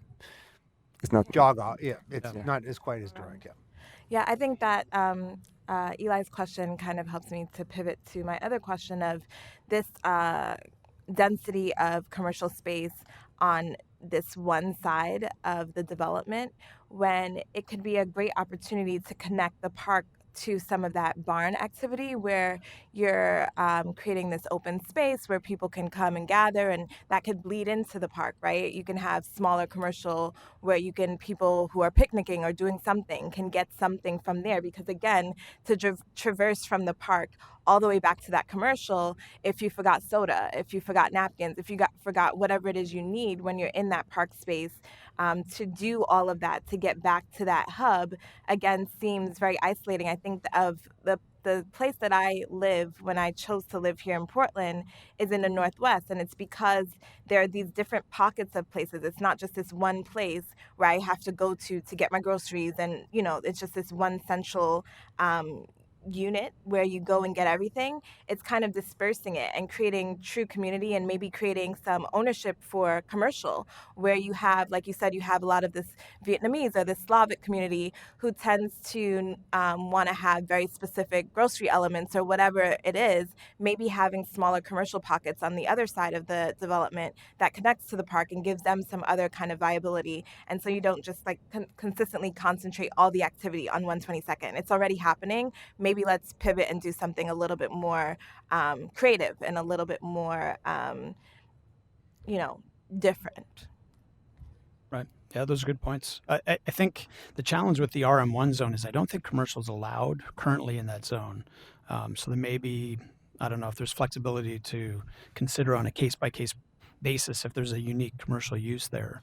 So I guess maybe we're missing maybe I'm missing the breakdown of what is currently farm space that's not zoned for any of this, and what is actually zoned for RM1. Is that Oh, okay. what you've created already? Is that already Yeah, RM1, or is it everything colored is currently the farmland is the study area. right? So you have the ability to change it to commercial. Oh yeah, The, I Right, would- exactly.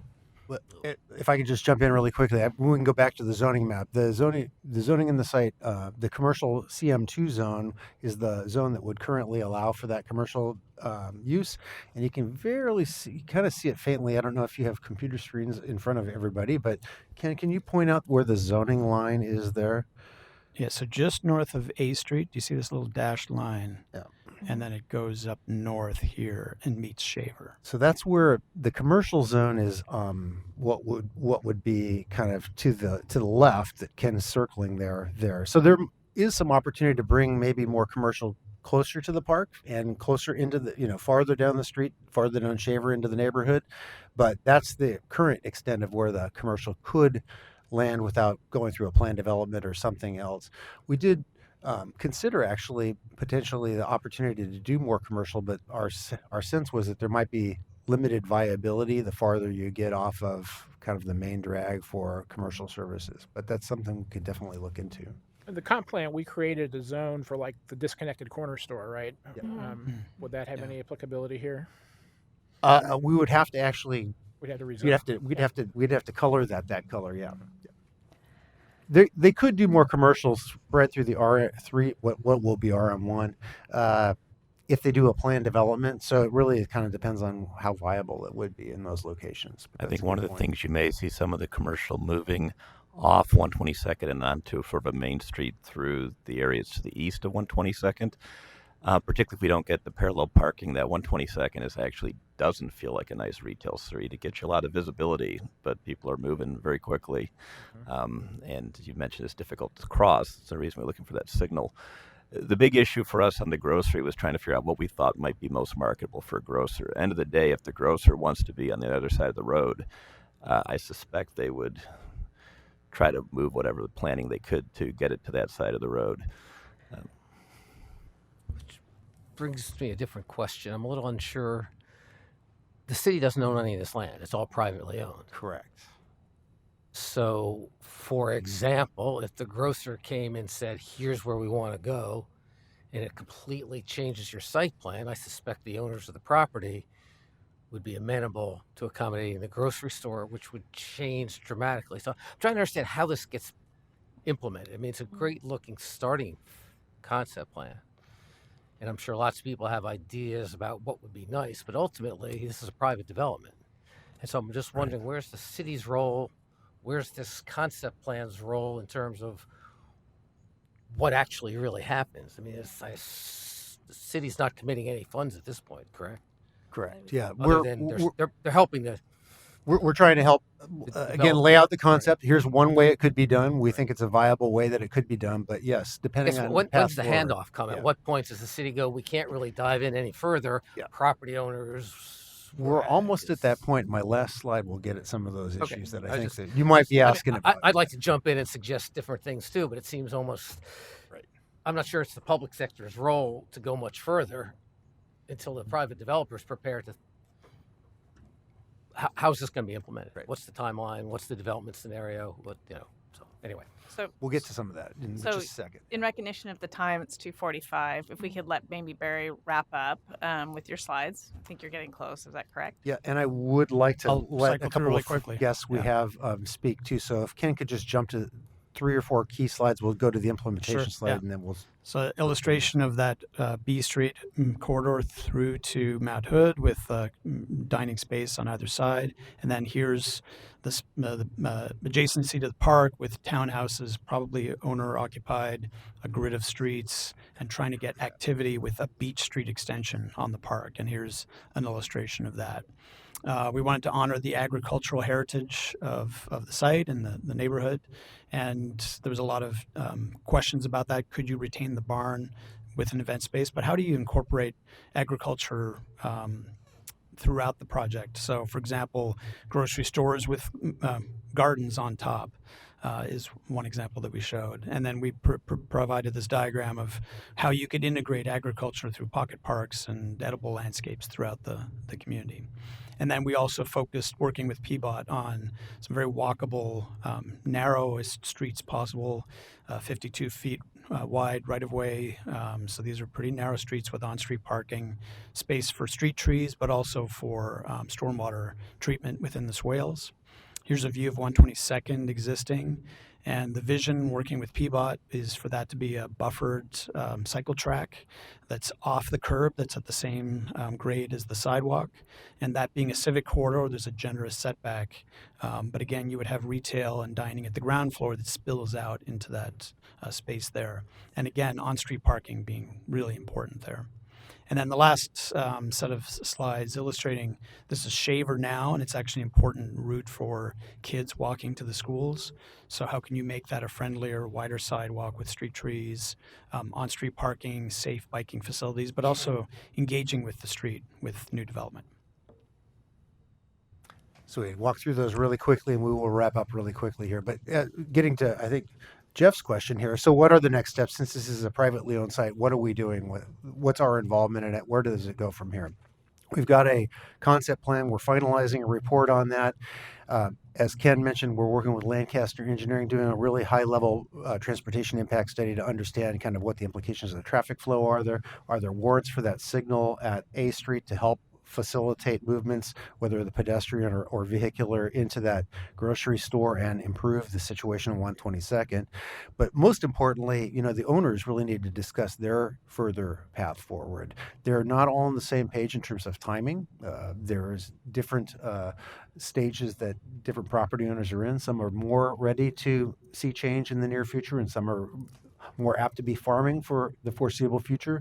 I hope to have Joe Rossi up and talk just for a minute about that. But they're working towards that to answer those questions. But this gives them a vision of how the site could be developed rather than as I said at the outset, in a very piecemeal fashion where, you know, 5 acres gets sold off and it becomes, you know, the next auto mall, and this one becomes, you know, attractive housing, and they're all disconnected and there's no connections through the area. So we really wanted to think cohesively about it. Potential issues the city could have a role in, and I'm going to have Eric jump in with me, but, you know, certainly we've talked about a grocery store. You know, is there opportunities for Prosper or other economic development agencies to help advise or you know, work with connections to help make that happen? We have new stormwater management facilities out in this area. Some of them are not placed ideally for new streets. So do we work with, can we have BES work with the property owners and the other bureaus to try to find effective solutions to that? The intersection and the crossing, the location of that at A Street is a challenge still because of signal spacing. So not only from a technical standpoint, is it warranted, but, you know, from a policy standpoint, can it be supported? PBOT and Parks want to get folks to the new park, and so how do we do that effectively? Does that mean a change in locations? Lewitt View Park, this really takes advantage of frontage on the park, but the park gets a better edge as well. So how do we partner, or is there a partnership with Parks involved in any of this? Zoning, which is where you all come in. This master plan with its diagonal street and its orientation does not necessarily, as you saw, line up with the commercial zones and the residential zones. So is there a role for PSC to advise on location of zoning boundaries if this plan or something similar to it moves forward? So that's a question. Affordable housing, you know, Housing Bureau has been involved. Are one of these sites an opportunity site for a partnership with housing or, you know, consideration of Metro bond money? And then from BPS's perspective as well, I've been having conversations with our sustainability staff, and are there technical assistance or connections that we can make to help really look at this from a kind of enhance the sustainability. We think it's sustainable kind of the way it's designed and laid out now, but, you know, could we look at more solar opportunities on this site so that it could have its own, this is a term I don't know much about, but its own microgrid, or, you know, use community solar to really reduce energy costs and things of that nature on this site.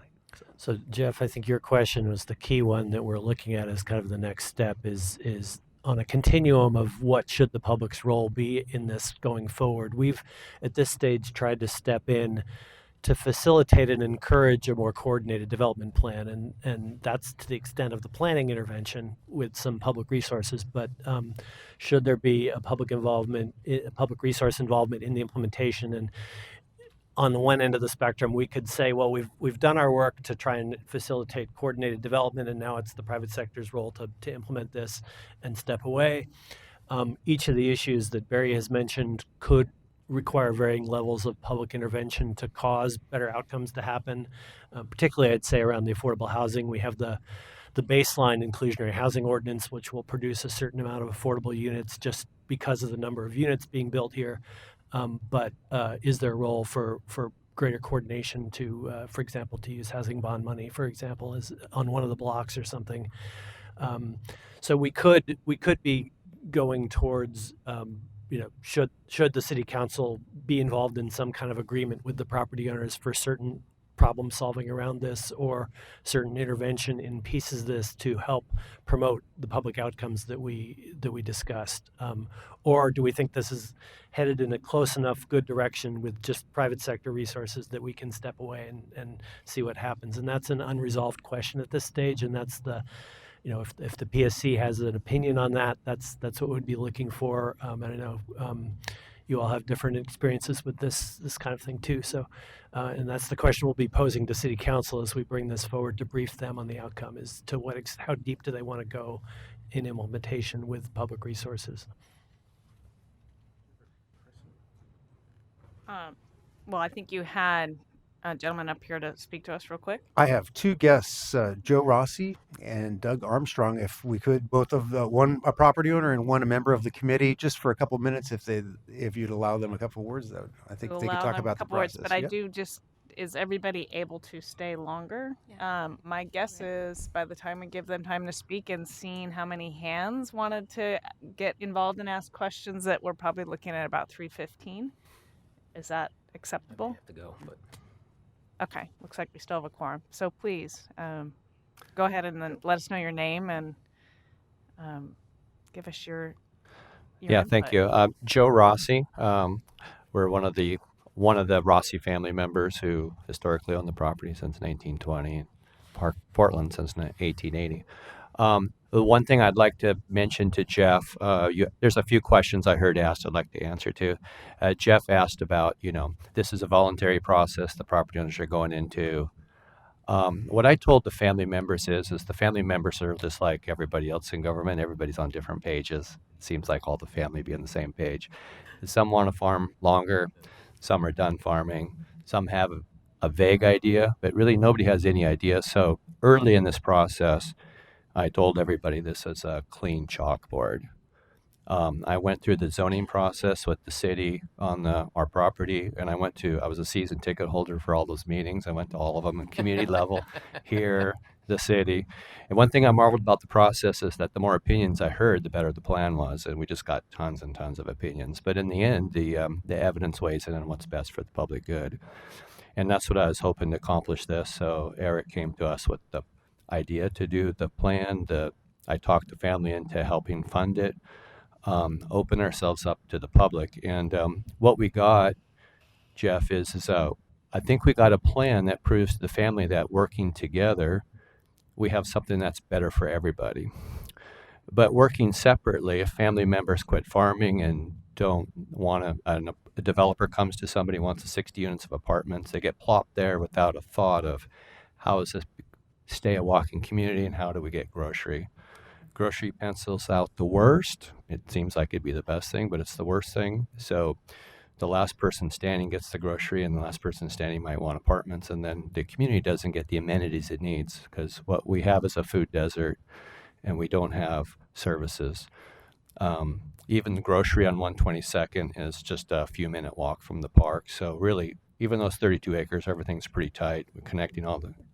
So the answer is that I think what we accomplish is we have something that's the best for everybody if we all stick together. What we have to do in Plan B is to get all the family members to go, yeah, we like this, and let's talk to the city some more. So we'll be talking to Eric, and we're going to have how the streets look. We're going to have a lot of conversations that I'll be inviting the family into. So I think we're going to have a successful plan. My hope is that we capture the diagonals. The second most important thing I heard you guys ask, and I heard it from 2 or 3 different people, is who won and who lost, what disadvantaged communities were involved and one weren't, and la la la. And Barry said that, different people spoke up about different aspects. But the one thing that we had 3 meetings of over 100 people. And the fear always is if you ask too many questions and you don't have any focus, right? Too many people want different things and people get upset. But one thing I saw in this process is that even though people spoke up about different aspects of the project that were important to them, it was different aspects. It wasn't different things. People wanted the view, people wanted to preserve the historical elements. We really, in the preferred plan, we actually have no losers. I didn't see, unless somebody wants to say something different, I didn't see any community saying I didn't get what I want. It seemed like what was important to them was included, but there's space on the 32 acres to include everything for everybody. And I feel really strongly about that. And that was my hopeful outcome, was that I didn't think we'd get to that point, but I really feel like we got to the point that everybody who spoke up strongly about something got something, and nobody walked away feeling like they didn't get heard or they didn't get what they needed. And so I thought a lot of commonalities, and the preferred plan, the only people that complained, and Barry touched on it a little bit, was our older community who lives in Argate Terrace, which is R7 and R5, really large houses that drive everywhere. There's a segment of our population wants to stay like that, and they don't want a lot of apartments. Those people probably would feel like the loser if you could point to anybody. But when you point out to them that, hey, density brings opportunities for grocery to be viable. You want small business owners to be viable on your site, so you need to produce what's viable to them, and they need visibility on the street. They need walkability. So when you point out to them, it kind of diminishes the argument, and I felt like we had a positive process. I didn't see any really, really negative comments or aspects. I was really surprised. Thank Anyway, you. Thanks.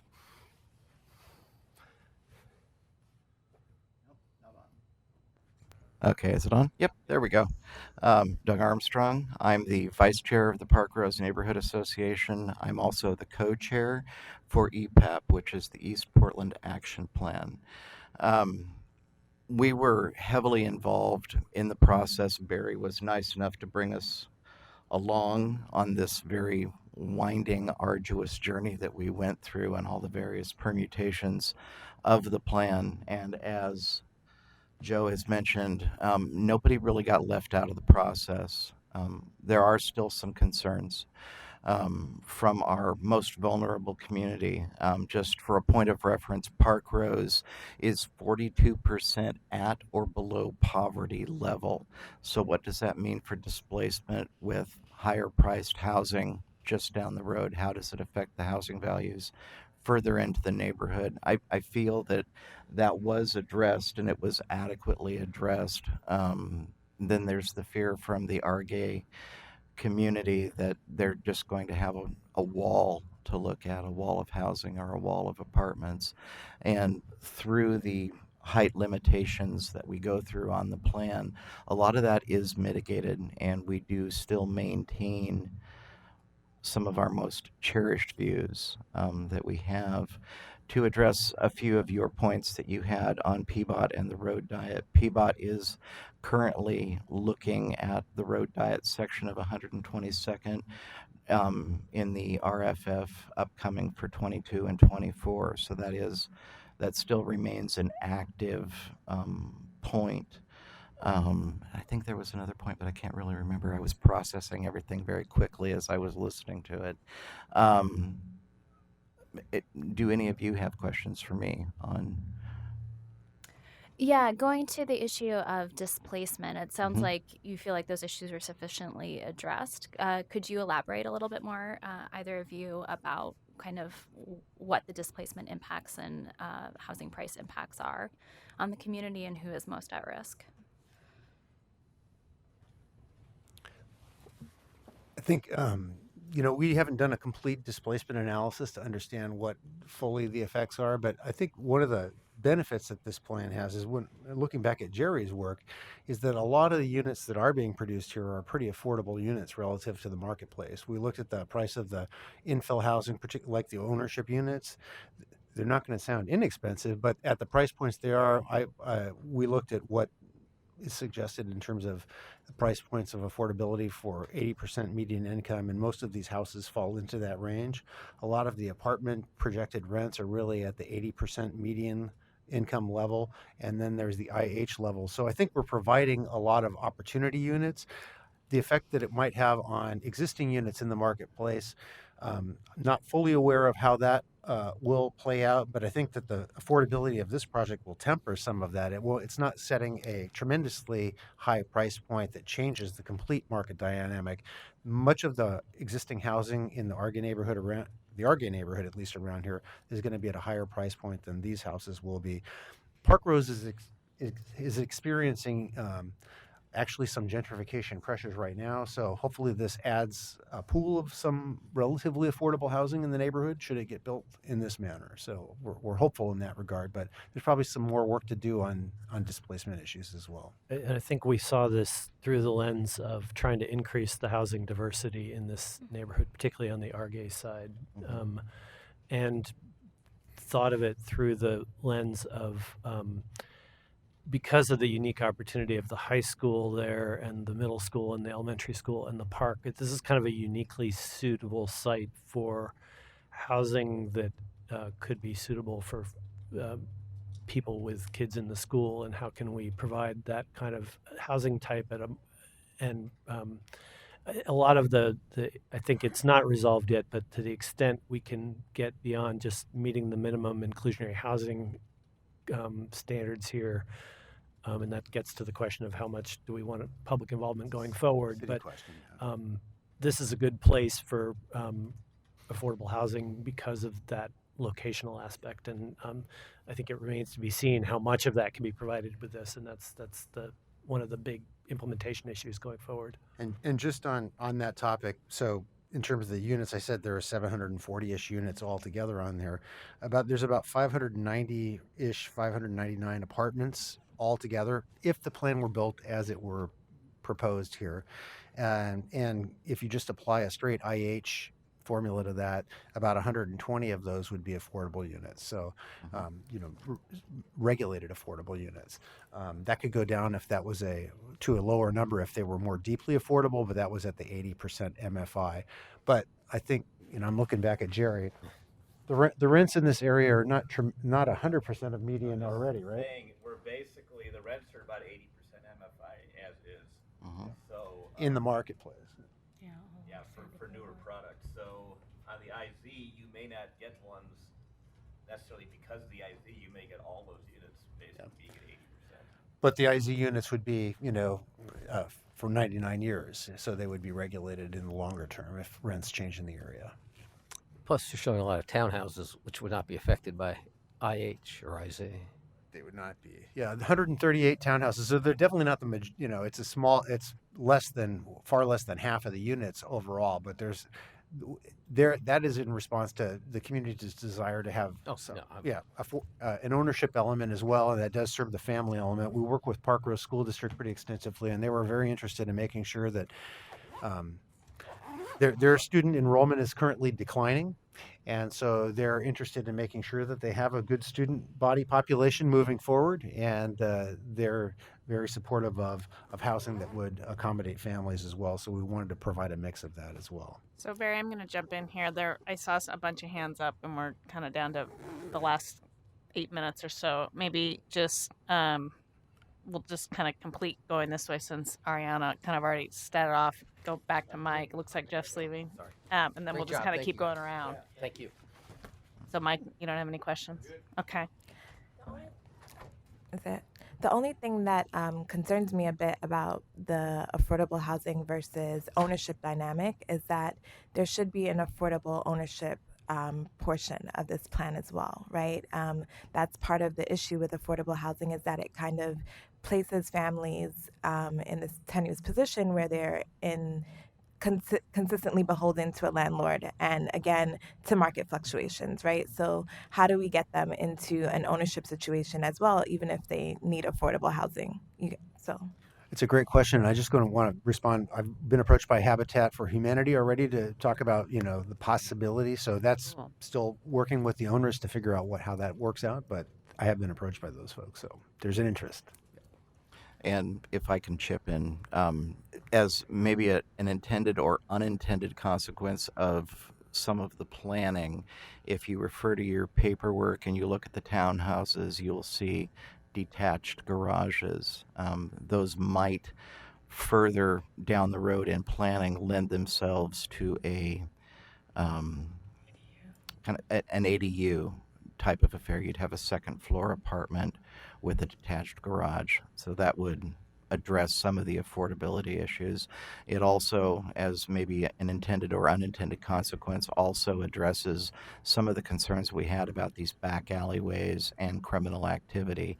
If you have people living above a garage, you obviously have eyes on an alleyway, so you would limit that activity simply by having people occupying those areas.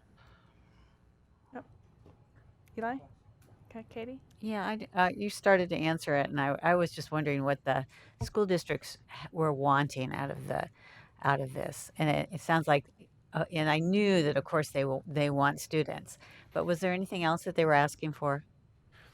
Safety. Not well, safety for their students getting around, walkable safety. There's some challenges because of Park Rose's requirements for transportation. So that's an issue that they need to work through. They also need to work through potentially, while the district can likely absorb this amount of student body. How does that work in allocation with schools? So they're working with that. But there are couple of specific things.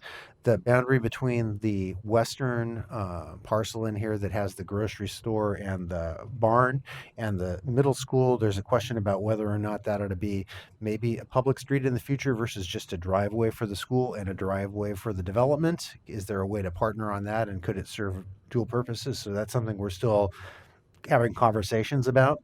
And then their parcel, which is adjacent to one that's on the northwest corner of 122nd and Shaver, we did not get to closure on what they would like to see happen with their property. We've talked about adjustments to property lines to create a more viable lot, maybe some trades with an adjacent property owner. They'd like to do something that's community oriented. They don't have a clear idea of what that is yet. So there's probably some ongoing conversations that are going to happen after this plan about what their properties are. But they're at least engaged in that conversation. So. Yeah, okay. And then the other is kind of a big question, so I don't know kind of what to do with it. But basically, I just was wondering, I mean, this got started from a Metro grant, is that correct? And then city threw in planning people too. Um, what I get it that the city is getting a nice master planned community, and I live near there, so I'm really pleased when I look at it. It looks good, but do we feel like the city is getting what they bargained for? What would happen if, unfortunately, the families started having some difficulties together and decided not to pursue this plan? Is there any recourse for the city? I think what we wanted to get out of this was that coordination and more cohesive plan, including the walkability and the there's the question of affordability and how can we improve that.